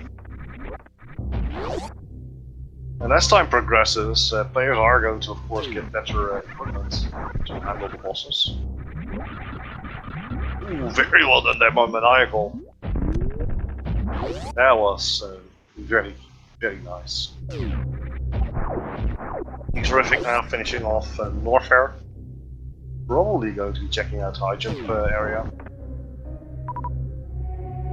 And then the big question is, of course, what is at Alpha Power Bombs? Answer. Piece of heart. And lead tank.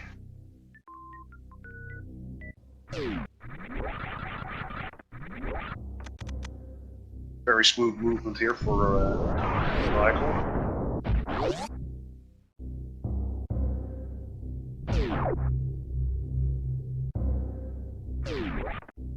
Michael is probably considering heading into the wreck ship. That's just 5 rupees, so.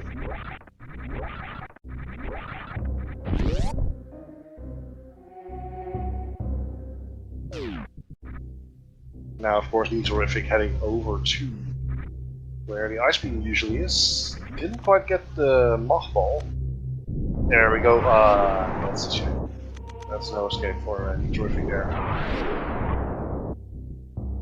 It is actually good because there's nothing value to be found there, but still. Terrific continues on, and Maniacal heads over to the wreck ship. Which is in logic, because we found grapples so early. Where is the fire rod? There's Mushroom! Oh boy! This is, that is something, alright. Mushroom can technically have the fire rod. As we head over to Pantoon area.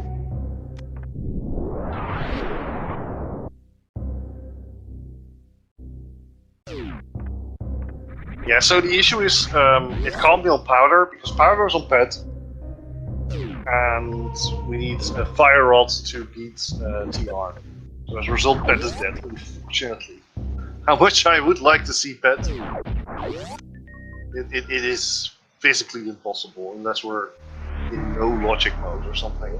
In the meantime, though, Maniacal heading over to Pantoon, getting ready for that fight.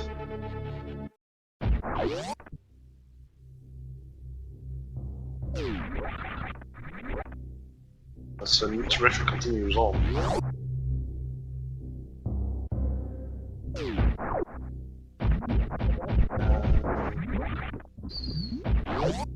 Where is Terrific going? I'm quite curious where Terrific is going. The only thing I can imagine is Cathedral to check out the item there, but...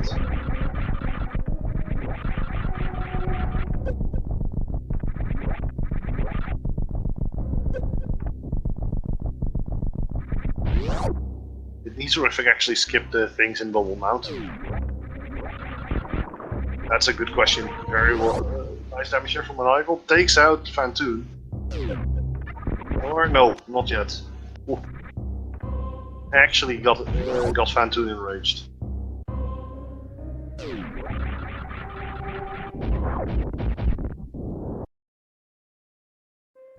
Just needed one more missile, I think.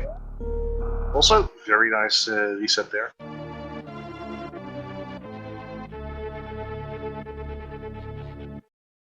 Okay, one more hit.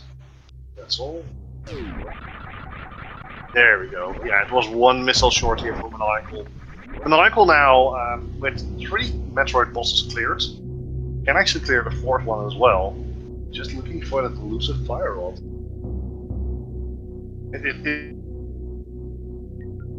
It really makes you wonder, where is it? Where can it be? Well, we know a couple of places it can't be. It can't be in a spaceship location, a spaceship location. But then again, we have high jump boots, we have grapple.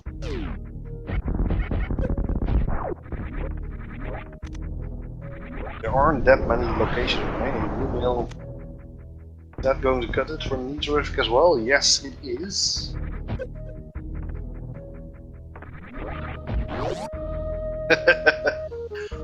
Well, if it is a mushroom, that would be great, but still. Maniacal now finishing off the attic. Not the attic. The side room here. Heading over to... the fire rods? No, missiles. Now Maniacal is going over to the beef tank, if I'm not mistaken. That is in vanilla. Very painful room if you have to do this with power suit and speed booster only. And that was a very, very nice fight there from Terrific. Getting the insta-kill on Crate, and as a result, he's finding here only a heart container. So one of the things I do like doing before, or like I like to see people do before going here, is take the save. That way you can reset out and make life a bit faster and don't have to worry about having to go back to the frozen board. This Terrific now is 2 out of 4 for Metroid.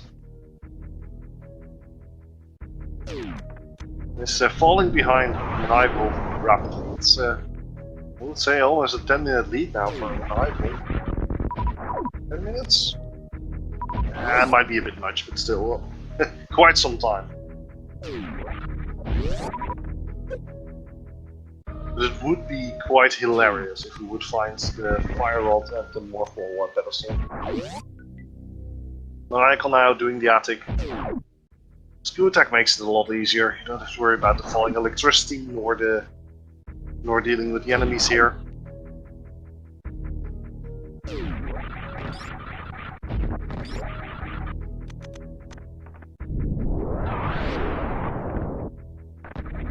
Okay, what is it? It is drumroll super missiles. Oh, that's worthy for pickup.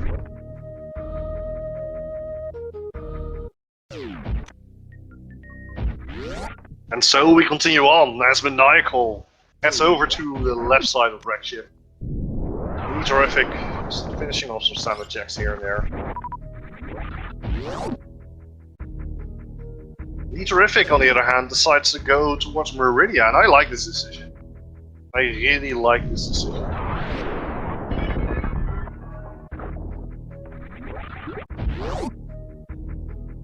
It feels like there's a lot accessible here in Meridia. The fire rod's in the front. It's just a matter of being able to combine Meridia with Ice Palace, which is very useful. Doesn't give some information. Here's the bottle. And another bottle.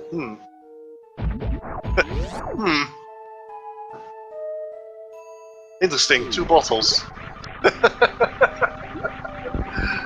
And that's the blue boomerang on the side of the rifle. I don't know if you actually saw what was on the speed boost locked part near gravity suit. There's some money. So Terrific is heading over to Mama Turtle. There's more money from Mama Turtle, and this is Powerbombs. Okay.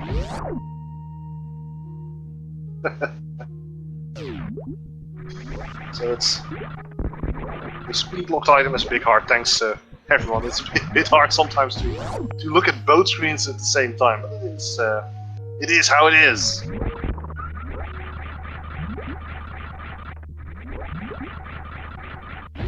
Now, Terrific heading over to well, the beach. Hopefully finding something there, because if Fire Rod is here, that's massive for Terrific, because it means that Terrific can just completely skip all the checks and wreck shit.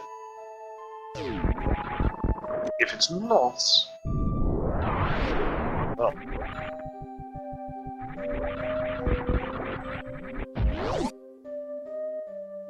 there are some bombs for Michael. Yeah, Shaq has Fire Rod, yeah. Given that I rolled the seed, most likely here are some more hearts.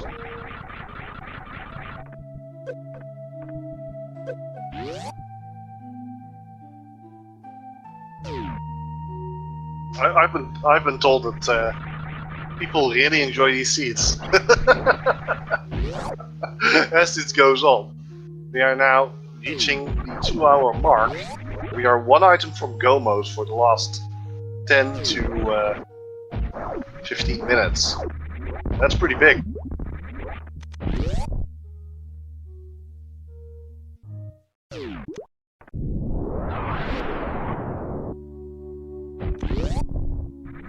Nigel now heading over to the right side landing site.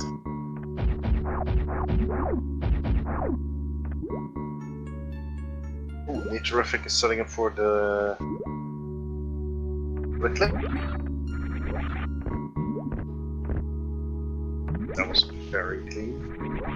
Okay, speed booster locked item in Meridia. Nothing. Link to the Past has been close to cleared. The only thing that they have remaining is Mire. It's been a trip. Now Terrific heading over to, of course, the sand pits, which is always fun. And Terrific, having taken the save, can now just rely on hoping there's a shield. Don't need that. Red mill, oh, that's useful. If you keep it, but it's not required again. So sandpit's right. Not here. Is it really going to be the Sphere 1 check for the Fire Rod?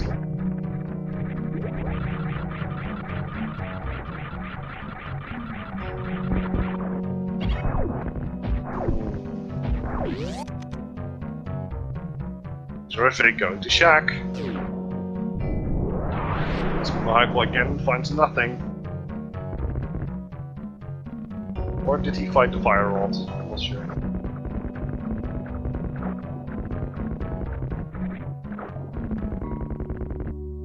There's Michael going. Is it going to be the Mire play? No, it's... Maniacal, this is impossible. You cannot... Fake powder is going to be useful, but it's not going to do anything here for you.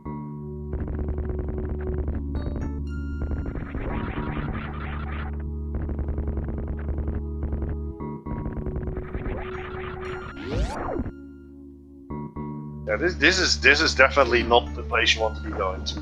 Yeah. Magic powder on pedestal cannot lead to fire rod. And Shack Tool has 50 coins. So it's not on Shack.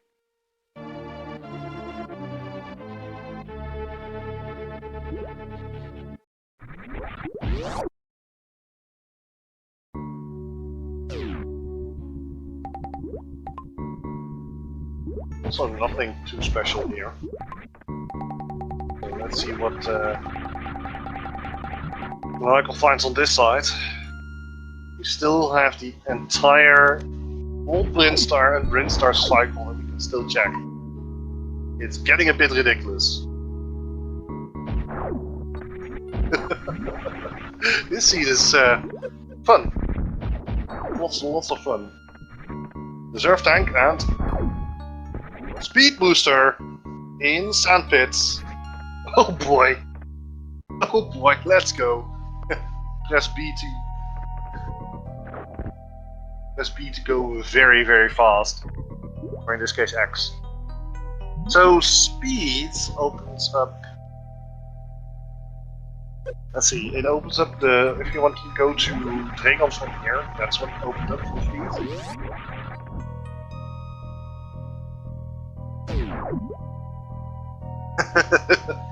Speed booster. Now Maniacal dropping down into Old Mother Brain. Oh boy, if it's here. Oh, there's bomb post! Oh no! Oh no! It's Bombos! Here we go!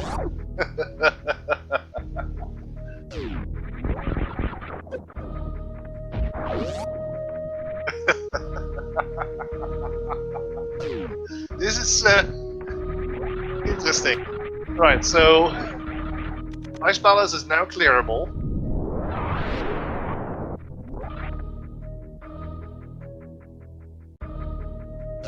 Torture Rock is now accessible.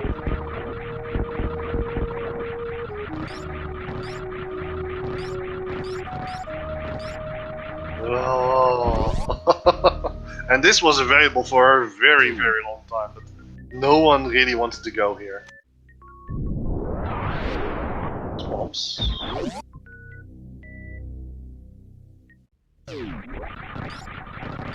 Let's see what's over here. But wait, there's more? No, it's just a heart. Okay, so Bombos, oh boy. This is turning out to be quite the seed.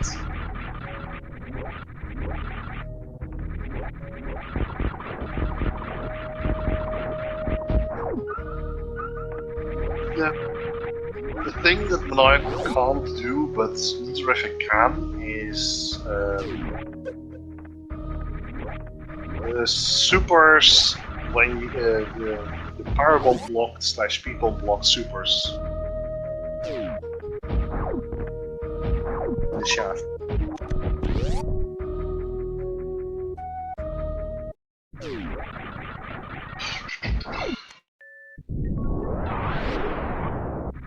There's another E-tank.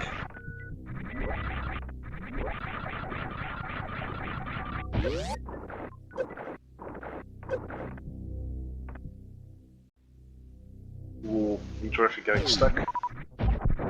There's a missile. And we're finally getting to see Blueprint. Well, definitely.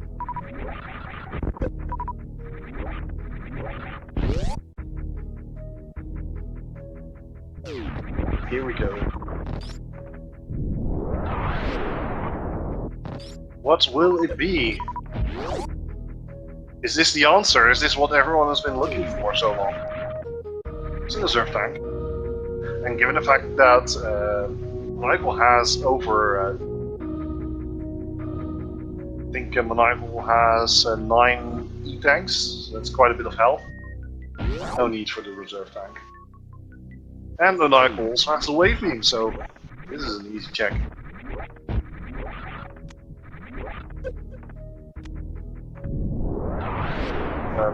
Michael. You don't need to do the super glitch. Did find another bottle, but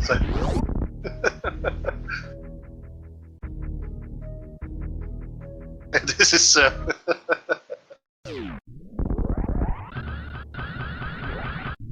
I'm assuming that Nitorific is going to be combining Dragon with Ice Bounce here.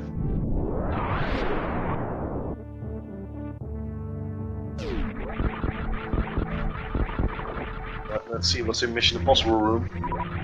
More rupees.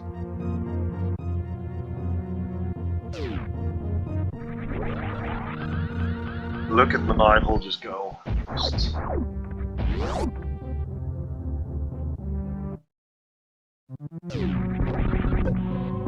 Maniacal still no speed booster. You have to do this the old-fashioned way with Screw Attack.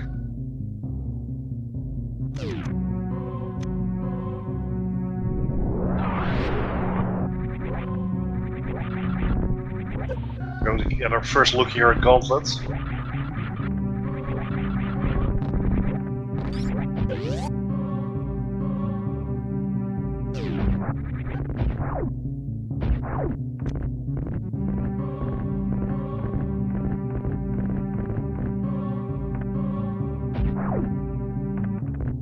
And we have found the fire rod, so let's go mode for Maniacal. No speed booster required.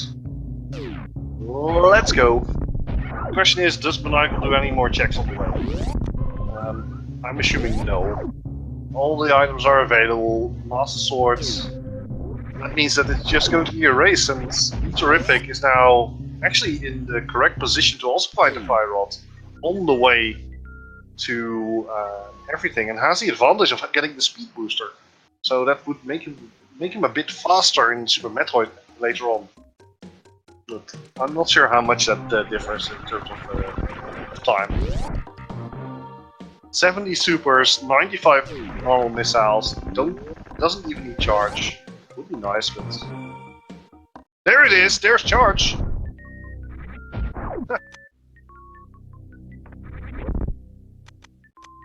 And lamp found. We found, yep, so that's perfect for Nitorific. Nitorific going to have some really easy clearing to do here.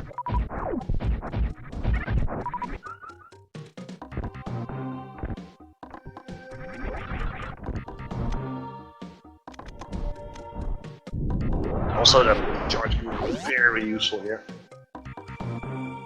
It's not really, yeah, I didn't quite catch where the X-ray was, but now Nitorific is going to be finding the fire rod, and as a result, Nitorific only has to just go here, clear ice, and then immediately clear the rest. That's it. So now it's a race.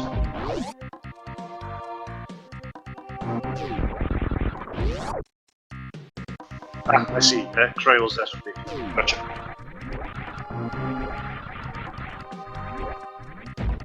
So, yeah, given this situation, I'm not really making a good estimate here, but Nitorific and I just... Nitorific could, if Nitorific wants to. Can now go mode? Right here. Where's Nitorific going?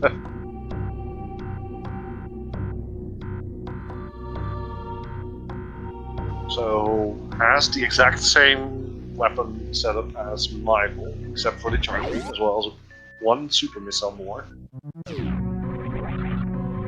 No, he doesn't need bombos because TR is a pendant. And Fire Rod is enough to clear the entirety of ice. It's going to come down to certain glitches. Here we have Icebreaker. So Icebreaker, what you want to do is you want to position yourself in such a way that you're in the wall, then you tap left and hold down and you go through the wall. That's how Icebreaker works, very in a nutshell.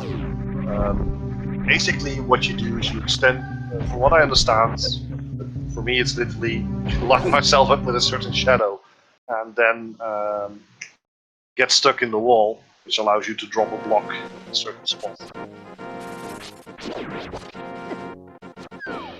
But yeah, it's I don't like this.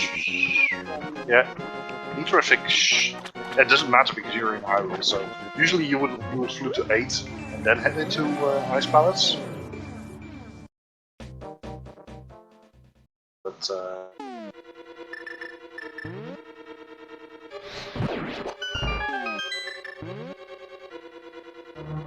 both players now in Ice. Michael. I'm not sure what Michael's looking for here. No, nothing. Because didn't get the thing. But the only option, yes, like chat is saying, getting the swords is very useful for the Ganon fight, but it's not required at this point. Having the silvers, having Master Sword is more than enough to take on Ganon, and given the fact that both of the players have a bottle as well as cape, that should be more than enough survivability. For Maniacal, this fight is going to be a lot easier than for Terrific. One bombos, get a spin in, and then just use fire rolling. That should be enough. But Maniacal needs to be a bit careful here because these puffs deal a lot of damage. But very well done here by Maniacal. Terrific, on the other hand, is having a bit of issues here with the ice break.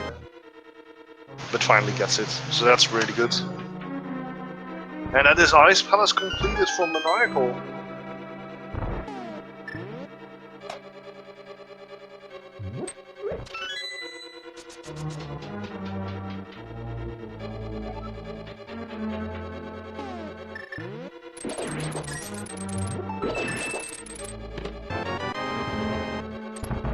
I wouldn't put it past Maniacal to just head over to the rest of the dungeons right now. The big thing that Maniacal is going to be dealing with is the dark rooms in Mire.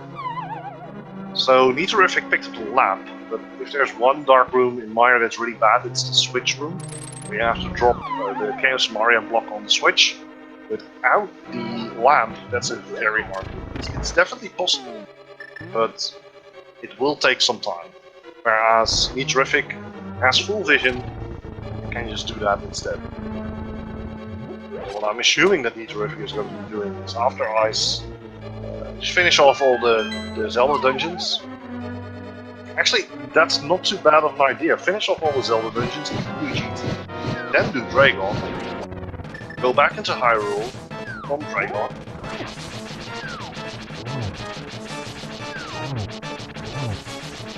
and then do Wrecked Ship into Mother Brain Lost. That's probably the play here. Actually, it doesn't have to go back into Hyrule, you can just go from Dragon through the Forgotten Waterway, but personally, I prefer the air. So Nitorific just go to actually having a bit of trouble here with the puffs. Most notably because of the fact that he did not get bombos, so he did not get viral shots for free at the start. But he eventually gets it. Now it's on to the next dungeon.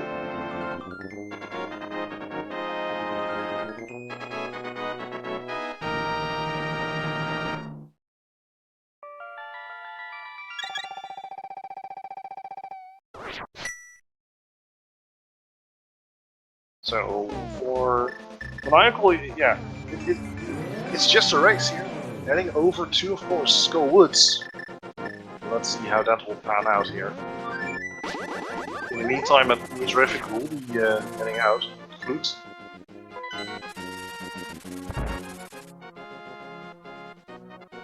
Fire Rod shots on Moth. The issue with Fire Rod shots on Moth is that sometimes it sends Moth careening into a very weird direction, so you want to avoid doing that as much as possible.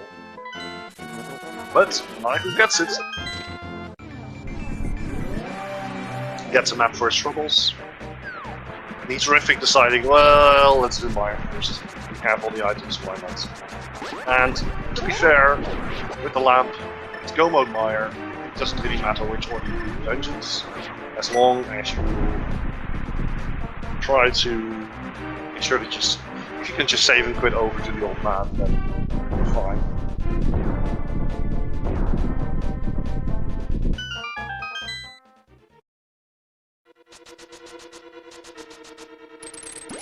That will be dungeon number 5 for Maniacal, or rather crystal number 5.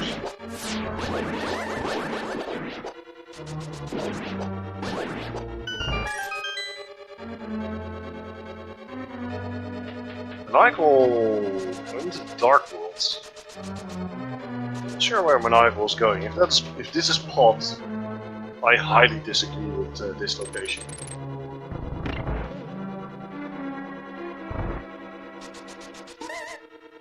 If it isn't, Maniacal is going to do Dragon first. I like this as well. It doesn't really matter which order you do it, but there's something to be said about just taking out Dragon, making sure you have all the Super Metroid bosses down, and then the only thing you have to do after Ganon is save and quit, reset, and head over to Mire. So there are multiple ways to go about this. But I like it. Maniacal doing what he can. Does not have speed booster though, so needs to make use of this little trick here.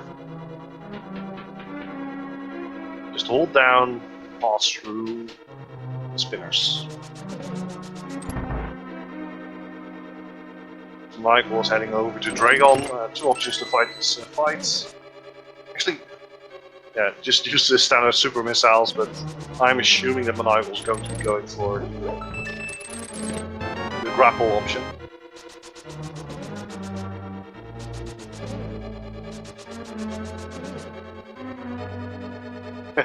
Michael likes that heart container. Alright, Dragon Room.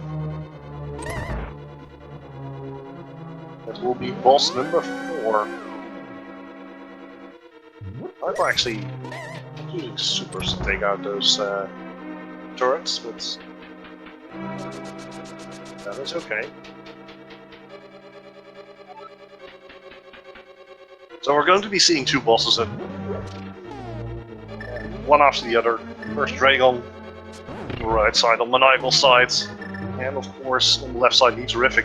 And for those who are actually watching, it's also very important that you, give these runners a little bit of a follow. That would be very nice. Also very nicely done by Maniacal, just obliterating Dragon.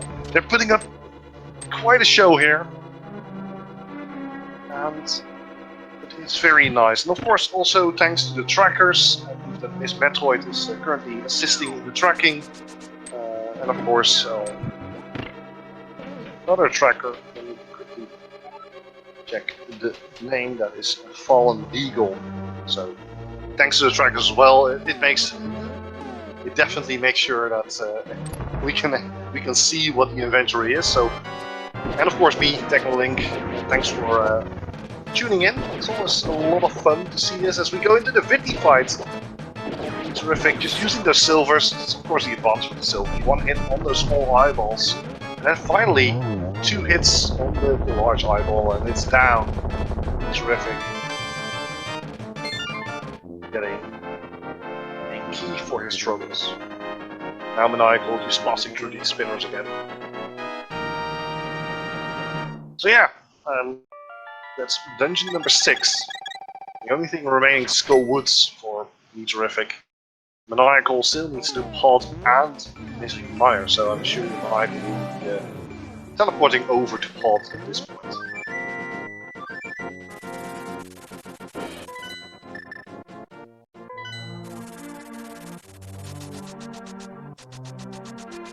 Terrific, heading over to Kakariko, of course, because, well, that's the fastest way to Skull Woods to do this. Maniacal, again, without the lamp. The advantage that Maniacal now has is, of course, he has the fire rod, so he can, of course, light one of those torches in the 6 turtle room, whereas Metroid had to spend a lot of time trying to find out where those turtles were, and at the same time try and kill them, which is very hard in that room. So we're going to be seeing how much time Maniacal is going to be losing by going into those rooms. Especially Misery Mire is going to be the big turnaround, given that Metroid did have the lamp, but Maniacal is going to have to do that in the dark. Both players should be able to do that delicately. But we'll see. Sometimes it can be very treacherous. Metroid now heading into the back of Skull, should be able to take care of Mothula. Has quite a few hearts at his disposal in case things go very bad. Also interesting to see Metroid using the lamp here instead of the fire rod. Losing a bit of time there. So basically, when you have full magic, you can use the fire rod on all of the different mummies. I think they're called Gyptos, and still have enough magic remaining to use on the 4 lanterns. But that's okay. Terrific. Now heading into Mothula. Let's see how that will pan out. It shouldn't be too big of a problem. Just hit it really hard and really fast.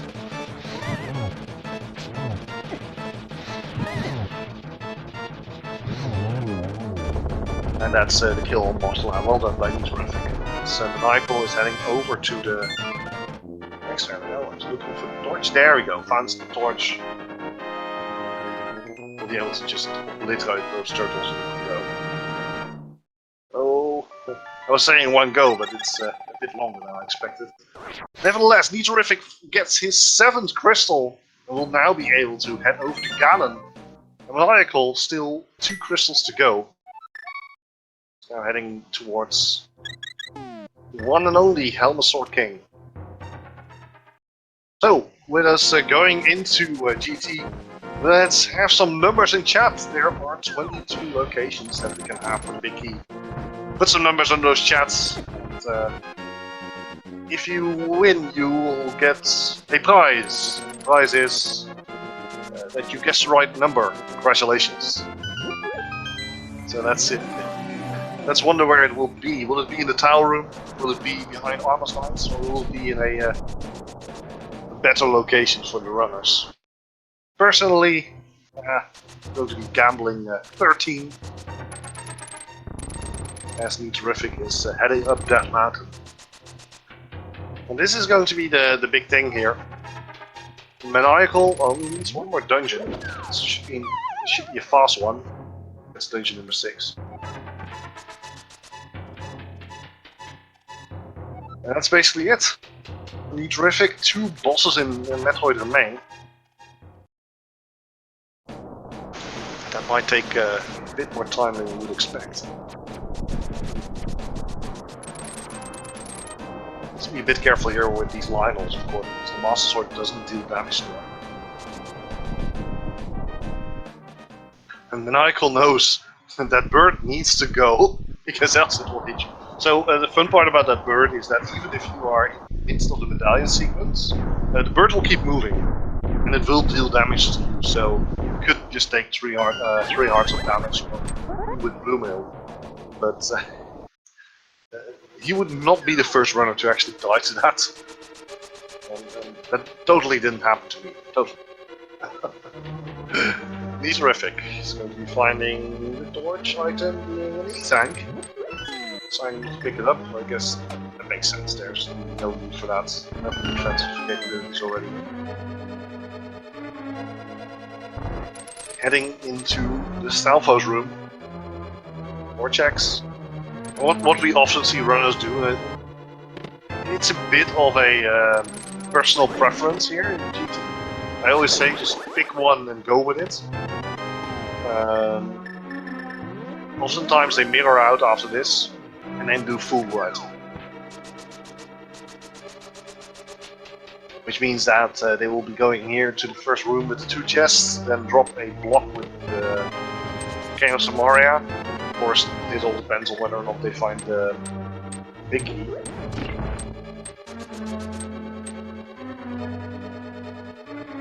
But there are other options. You can go full to the left and just ignore the right side for a long time. You can go into the... Actually, this is an interesting one. Go for Tower Room. Each Riffing must feel very behind. Tower Room is definitely one of the slowest checks, but if it's there, then you gain over 5 minutes. Ah, that's not true. That's a lot of that's a lot of time. But most of the players decide not to do Tower Room, and it takes a long time to get back there if you decide to skip it. It feels like fun. So racing. And what do we have here? I wonder. Ice Beam. Well, that's almost a full beam combo. Just needs. Actually, that is the full beam combo, isn't it? We have Plasma, we have Charge, we have Ice, we have Wave. That's going to make the Modern Brain fight a bit faster.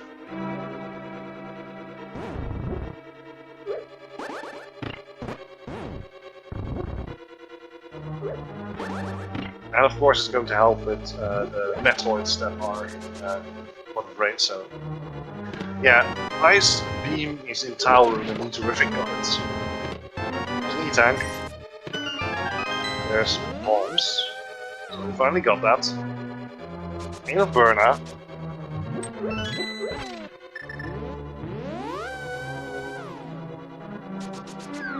Now in Mirror. Yeah.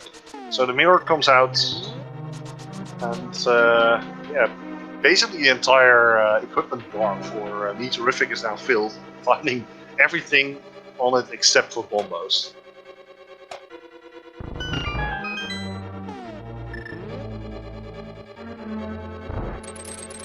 Yeah, Ether was on Helmsor King.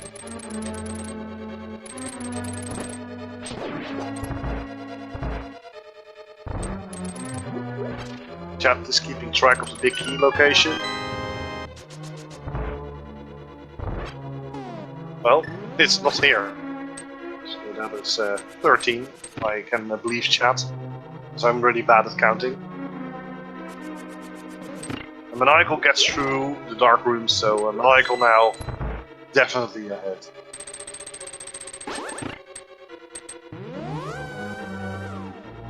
So now it's going to come down to where is that big key. There are only 7 locations, 8 locations remaining. If you include this room, of course.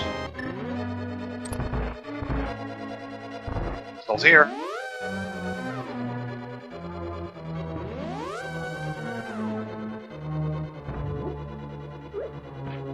This is fun.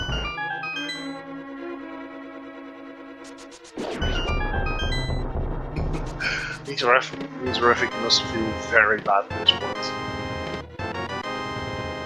There's a missile. And there's the big key, left side. I think that was 15. 17? 17. I can't see. This is why I rely on chat. 16? Let's see, it's 4, 5, 6, 8, 12, and then 13 is the firebar room. Sorry, the firebar room. Fire snake room is 14. Yeah, it was 16. Yeah, Desolon wins. Congratulations.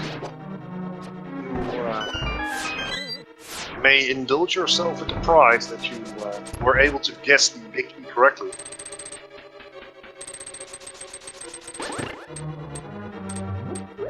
But now the gauntlet happens. And the gauntlet is one of those places where you really like a tempered sword. So this seat could have been very scary in that if you found that fire rod early, you would have had access to TR.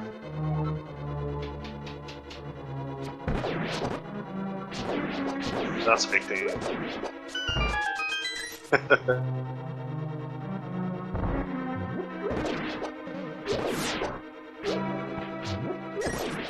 That's both of them. I find that fire rod very late in the game.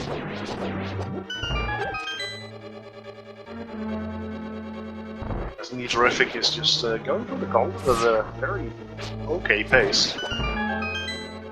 Nicely hitting the lizards into the spikes, which actually kills them because spikes deal, I believe, class 5 damage, if I'm not mistaken. Let me actually look it up now as we go.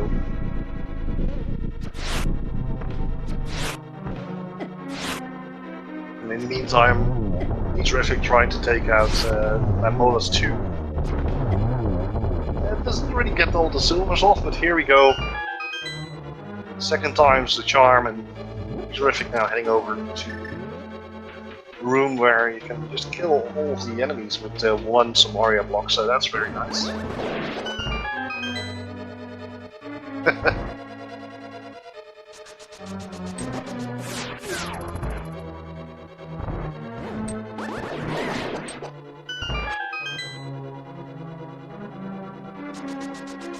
This room, once again, if you can get the if you can get the Samaria block in the right position, and you can do it in one cycle, that saves quite a bit of time compared to the 2 cycle. 2 cycle is easier, but well, here we go. Terrific. Some fire rods. And Maniacal, yeah, going towards the left side. I wonder if he's going to continue here. And if he goes to the random room in one go, that's perfect for him.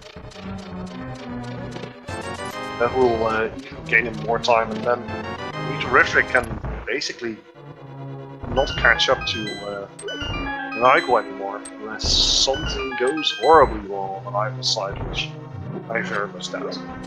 Maniacal here going with the age-old method of using the Samaria block instead of the boomerang.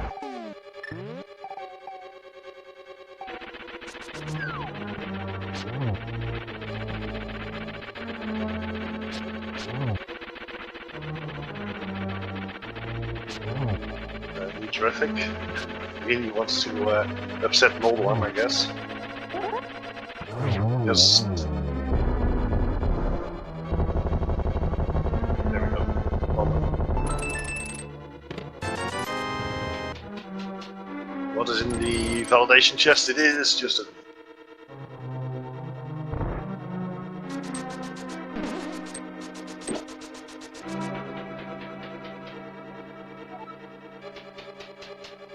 Terrific now heading straight into Ganon 2.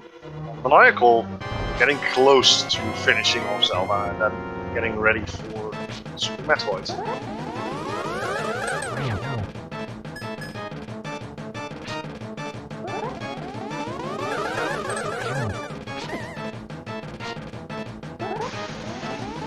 That's a double, that's another double I think.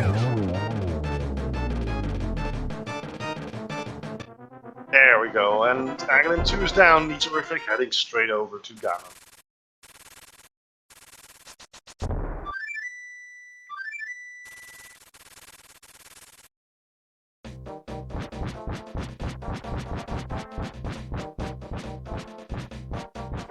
In the meantime, Maniacal is making his way up the gauntlet here. And into the long cannon bridge. Does not get hit.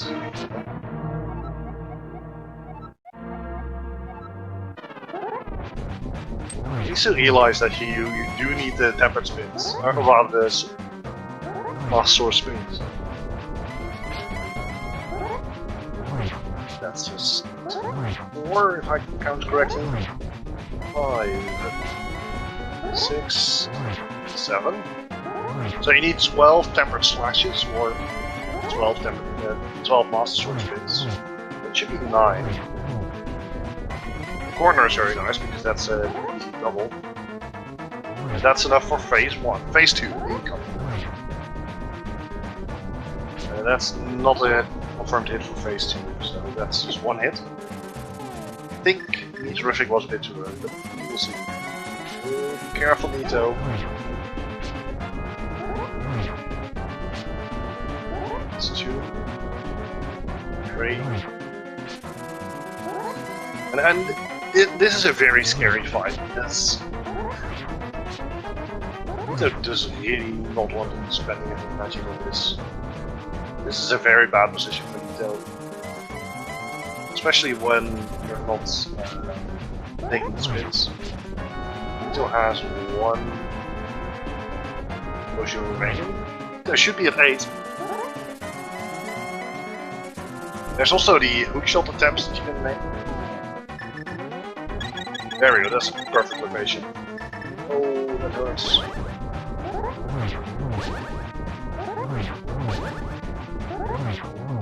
And that should be enough.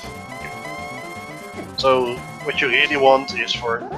Make sure to turn off your cape in time, Nito. Nito a bit low on magic here. A bit late with the spin. If you're too late with your hit on Ganon when he jumps, you will send out the fire bat in a circle. Well, spiral more like. That will be very dangerous for you. So, phase 3, part 4. 1 more hit. Okay, we're on to phase 4. We did find the arrows. Nito needs to be careful here with the magic. This is risky. And Nito, you have silvers, remind yourself of that.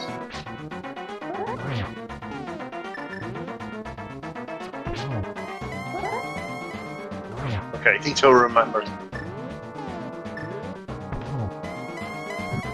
It's 2 silver hits.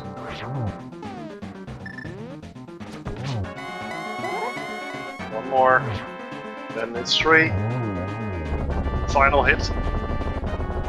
And that's Ganon down. Well done, terrific. Now, be careful. Don't fall in the hole. Do not fall in the hole. We've seen it happen. And that's G. Right. And now it's on to Dragon.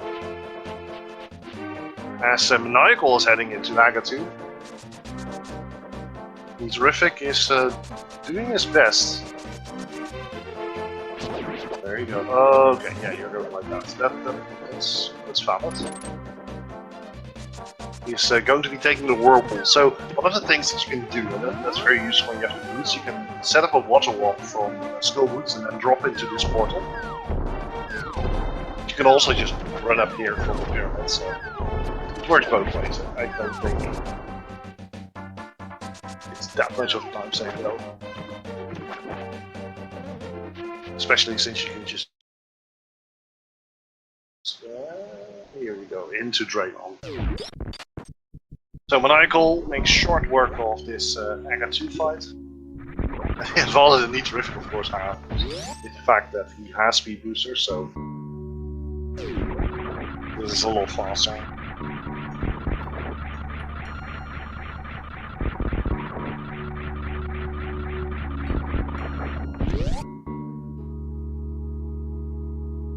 The big issue Terrific is dealing with is the fact, of course, that, well, Terrific only has Super Metroid bosses to kill. Maniacal is going to be done the moment. Well, we'll not have to worry about that. We just go straight over to Modern Brain. So it's all going to come down to how fast can Terrific do the wreck ship, and how fast Maniacal. Oh, stop scaring us, please. Maniacal makes one mistake, he's dead. It's quite a thing. Okay, he has the cape, so use it, please. Don't give me a heart attack. I also feel like Maniacal should be a bit more aggressive with the cape, given that it's the last preparation. That's the end of Dragon. So, the thing I feel like Maniacal needs to be very careful is being too late with the cape activation. He's playing it very safe though. And one of the fun things about cape is that as long as you're holding a wall but not pressing the direction, it's also maybe also pressing the direction. As long as you're holding a wall, the magic does not break. So as you can see, the magic meter stays safe here. But the downside to that is, of course, that you're playing it very slowly, while you have a blue potion available. So now we're in phase 4. And Maniacal, shh! I would really like to see Maniacal drink his potion! As Nitorific is going to be heading into Zelda, and then resetting to head over to the direction.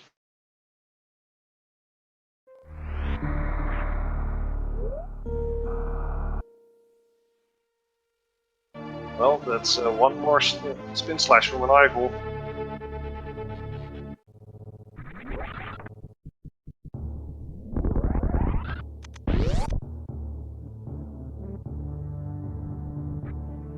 Terrific, opting not to take the refill yet.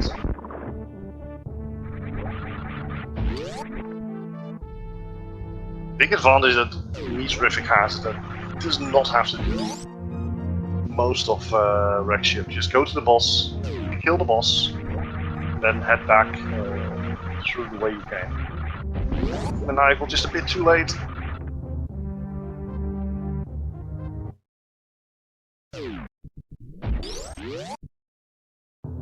Well, you get one more shot after that, it's there. Oof. There we go, Maniacal takes down Ganon. I was a bit worried there for Maniacal. That's also waiting for that last hit. Especially given the fact that that last hit coincided with the torches going out. So I was a bit worried about that. So now we get save and quit. Maniacal's heading over to Mother Brain as Terrific is finishing off Phantoon here. And the big difference, of course, being Ice and Charge not available for Maniacal, so that's going to be some slower rooms.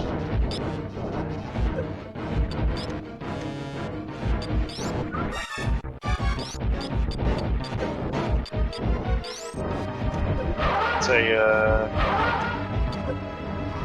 right, here we go, there are the rockets. And that Doppler. That's a nice laser there.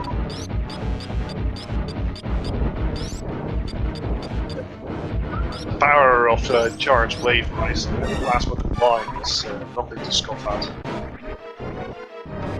Ooh, this is the second one.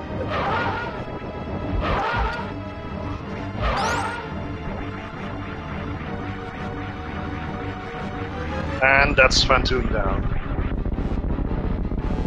So Terrific is going to have to chase down Maniacal here. So Maniacal, I'm not sure if Maniacal can do the Zep skip here. Maybe someone in chat can enlighten.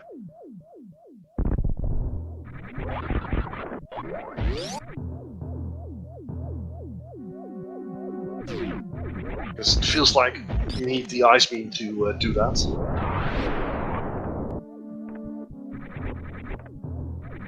So Nito can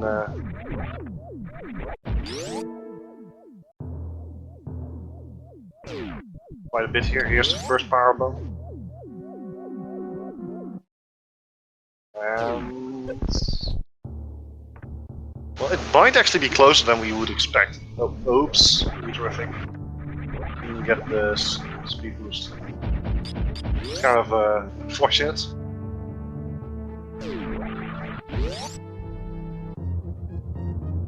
This is a long. These rooms are very slow if you don't have ice and missiles.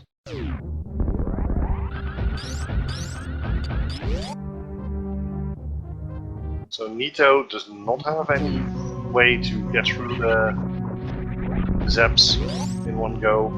Sorry, Nito. I mean, Maniacal can't do Zep skip. Nito can.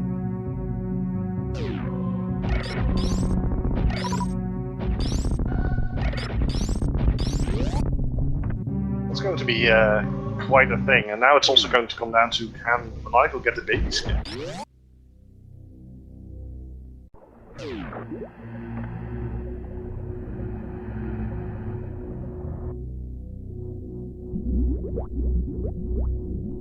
Be terrific about a minute or two behind Maniacal. Can he make up that time with the ice beam? That's going to be a big question.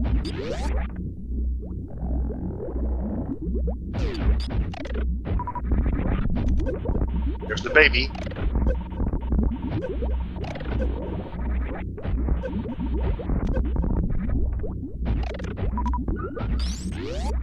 Michael does not have ice beam nor the speed booster. That's the big issue here. And of course, like chat is already saying, not having speed booster for escape is also going to lose a lot of time. No baby skip here. Norfair rooms, rather the Torian rooms are a lot faster for me terrific. By sheer virtue of having the ice beam available, he's catching up fast. This is going to be a very bad moment for Maniacal. But Maniacal's still on it. Clear out this door here. Move towards the eye door.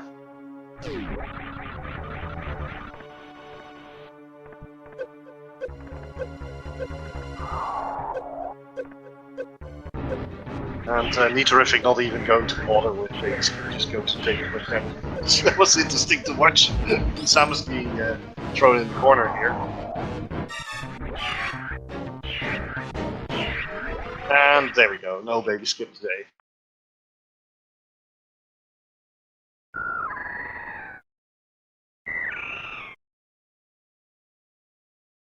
Right, Maniacal has reached the mother brain casing.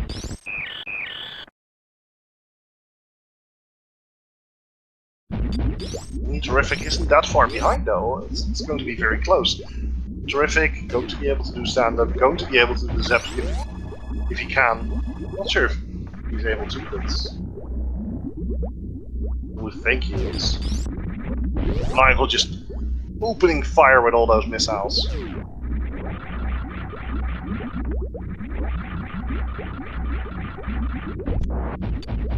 Michael should have enough ammo, so we're going to just take a look at Terrific, who is closing in, only 2 rooms behind. Having speed booster for escape is going to be so useful. Did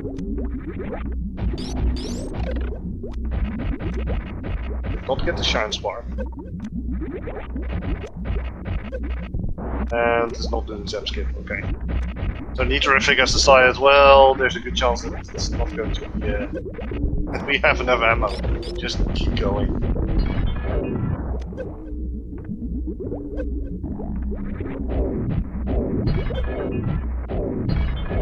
Yes. Oh, he sets him up stealth. Casing as well, that's pretty good. That's, well, phase 1 of the Mother Brain fight coming up.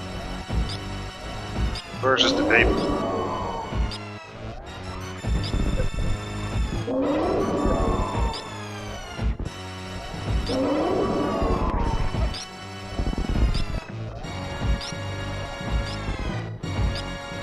Incredibly close here for these two. Maniacal still waiting for the baby to take out Mother Brain. He's terrific now in the catch-up phase.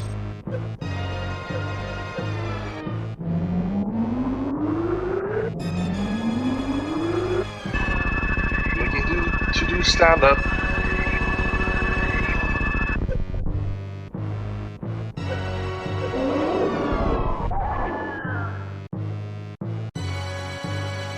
Okay. Set himself up for that, I think. I wish I knew how to reach for it.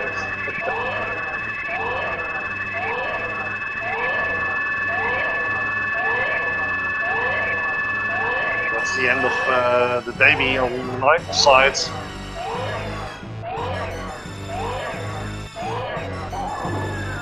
This is going to be incredibly close. Maniacal is going to have to apply Hyper Beam to Mother Brain here. As Terrific is waiting for the stand-up.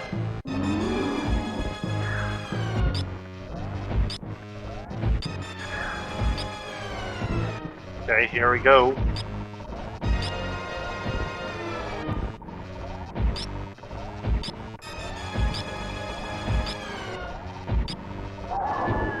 Mother Brain is down on Maniacal.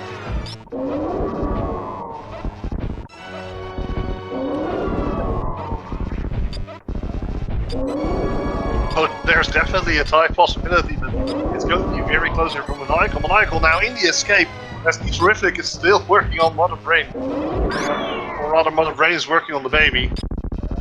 Terrific doing a lot of damage there to Mother Brain already, so here it goes. Speed boosterless escape versus speed booster escape. And Mother Brain is down. Oh man.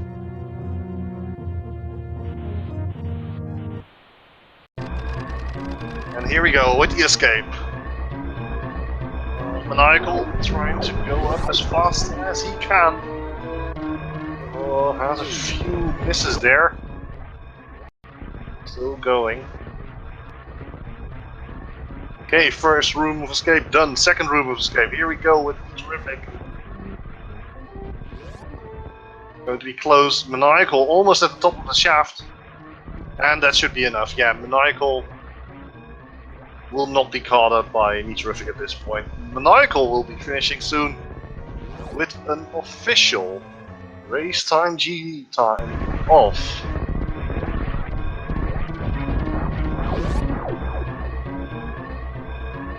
See it happen. 2:45.46 for Maniacal. And of course, Terrific now in the last part of the escape, looking to finish as well. Trying to get there. Has more than enough time to reach the ship, but still, will he save the animals? No, he decides not to save the animals. Heading straight over to the ship and getting out of there as fast as humanly possible. And that's it. Terrific is done with a time of 2:46.18. Congratulations to both of our runners. And if we're looking at the total run, we have Farflu finishing in first place with an official time of 2:30.44. We have Hydra Power second place, 2:35.18. Ivan, Osse, Aster, PP-chan, and now Zemt and Eddie are also finishing, and I think we are being joined by Maniacal. GG. Hey, thanks. GG. I thought Nito had hopped up as well. I was trying to talk to him in setup, and then he disappeared. So my apologies. But hopefully he comes and joins soon. You scared him away here. But tell us a bit about the seed. It was a it was a doozy. I felt good about how I played it. Honestly, like I felt really good about it, and then just like did very poorly. Yeah, that fire rod location. What was it? 1 hour, 15 minutes? Yeah, I mean, loop? Yeah, I knew that like if someone decided to for no reason with all of Super Metroid Open do Bryn Loop, that was bad. But I didn't expect like 9 people to do it. Well, we saw GG, Terrific do it. GG. Hey, GG. Well, yeah, you went the other way. I think Maniacal came from downstairs into Brinstar, whereas you came from upstairs, and you found some goodies over there, like Charge Beam. Ooh, Charge Beam. Yeah, I was on under the way to Fire bridge. Rods.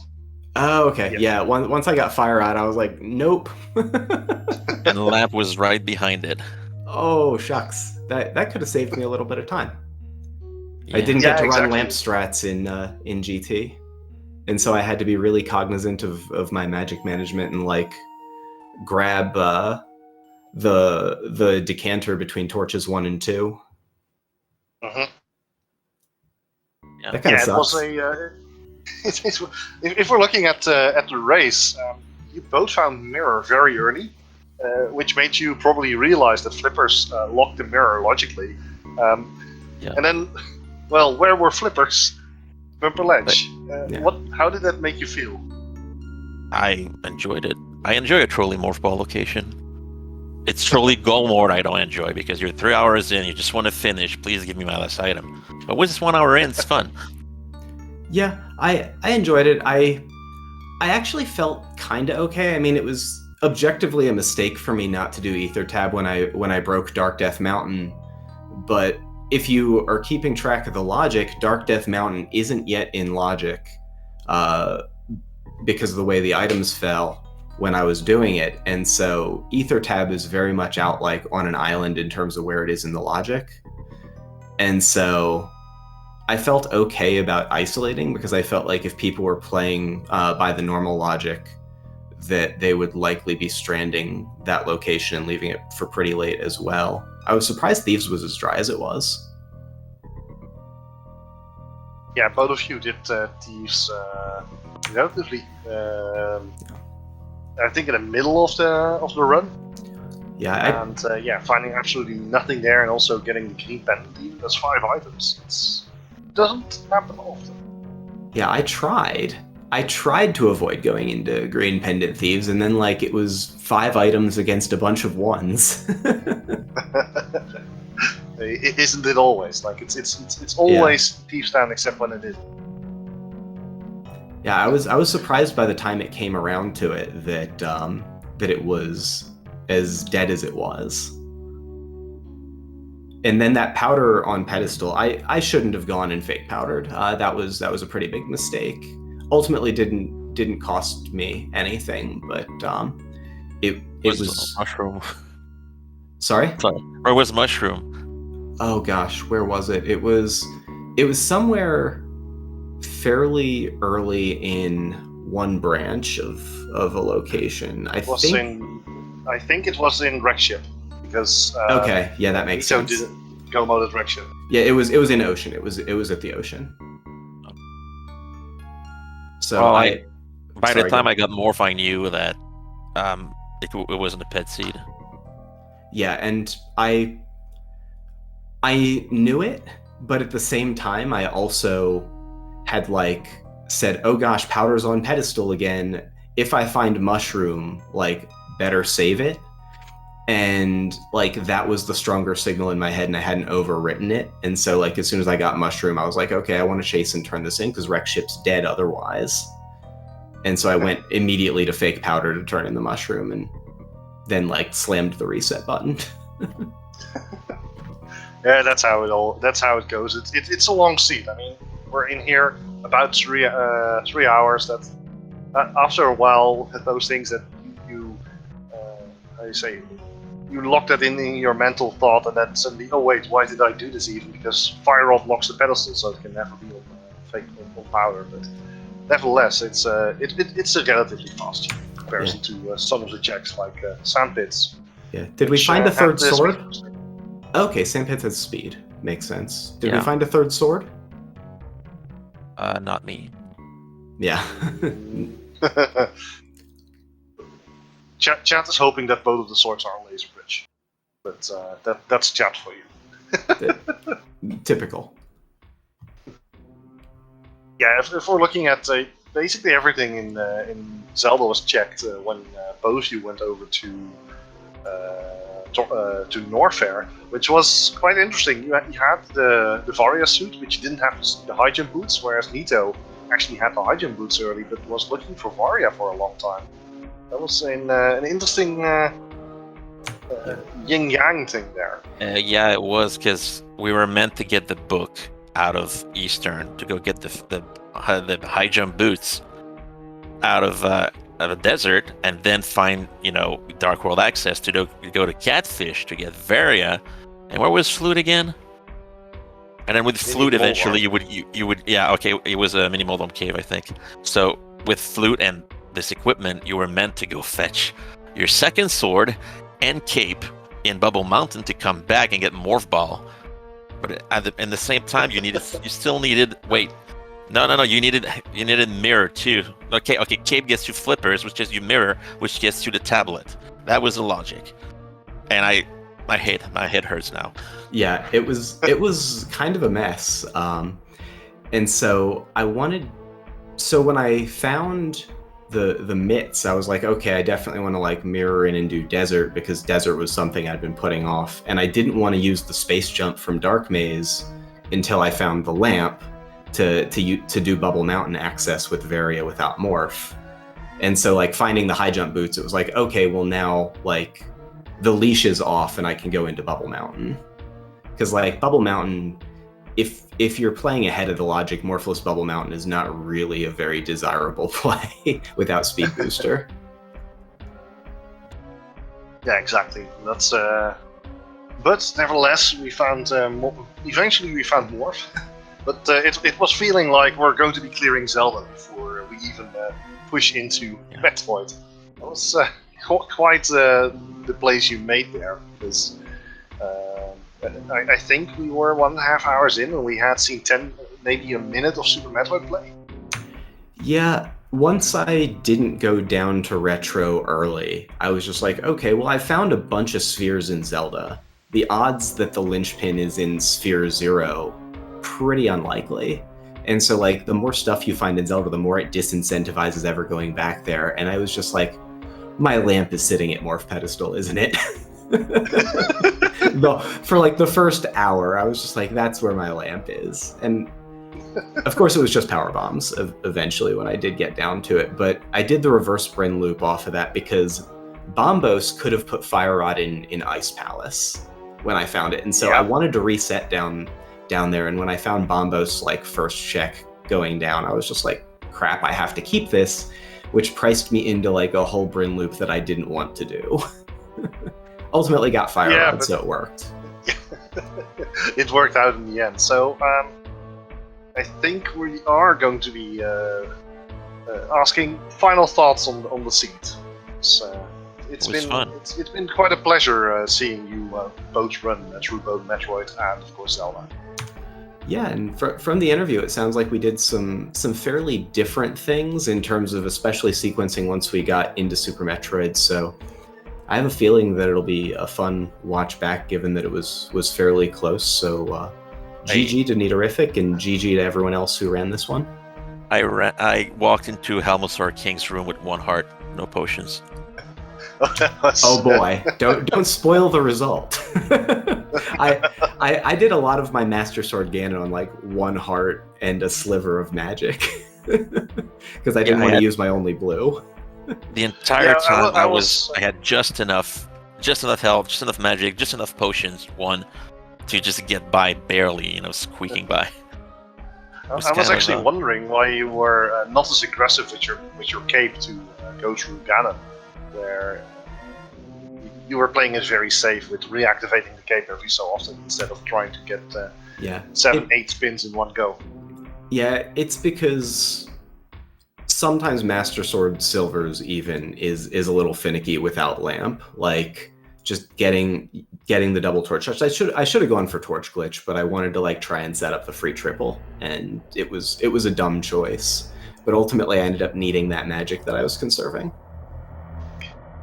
Yeah, exactly. It's I was just wondering. It's one of those things that someone who plays more Zelda than Metroid was quite curious about the fight. But it was a good fight. One heart Ganon is very scary. One mistake and you're dead.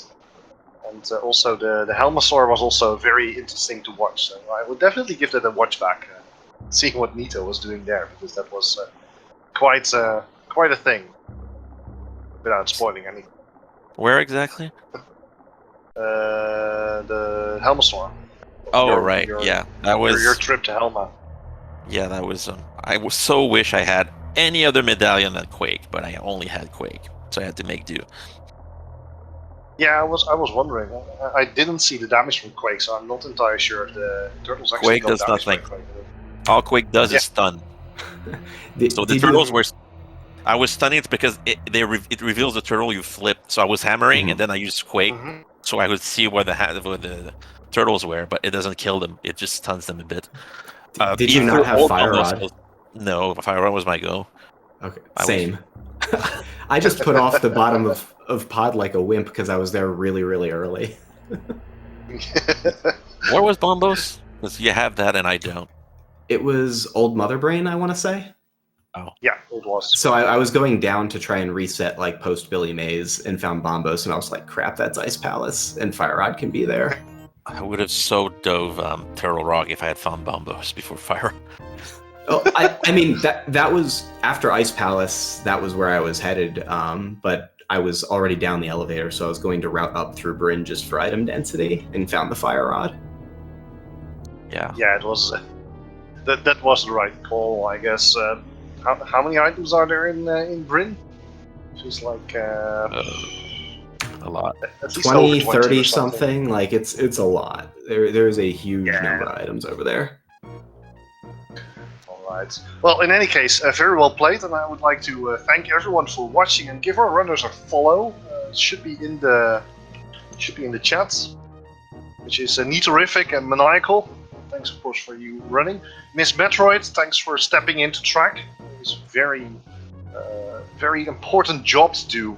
To A, make sure that everyone knows what everyone has, and B, of course, giving me the information as well, which is very important. And yeah, once again, Maniacal, Neaterific, thanks for being on Restream. It's been a blast, and I had a lot of fun commentating this, and I hope to see more of you in the future. GG. Thank you. GG's. Right, and that about wraps it up. So I would like to also thank all of our viewers here on Speed Gaming 3. Right now there's a daily, a weekly race going on Speed Gaming 6 for The Legend of Zelda. There's also a Metroid Fusion randomizer on Speed Gaming 2, so make sure to follow the Speed Gaming channels, and maybe we'll see all of you next time. Thanks for watching, see you next mission.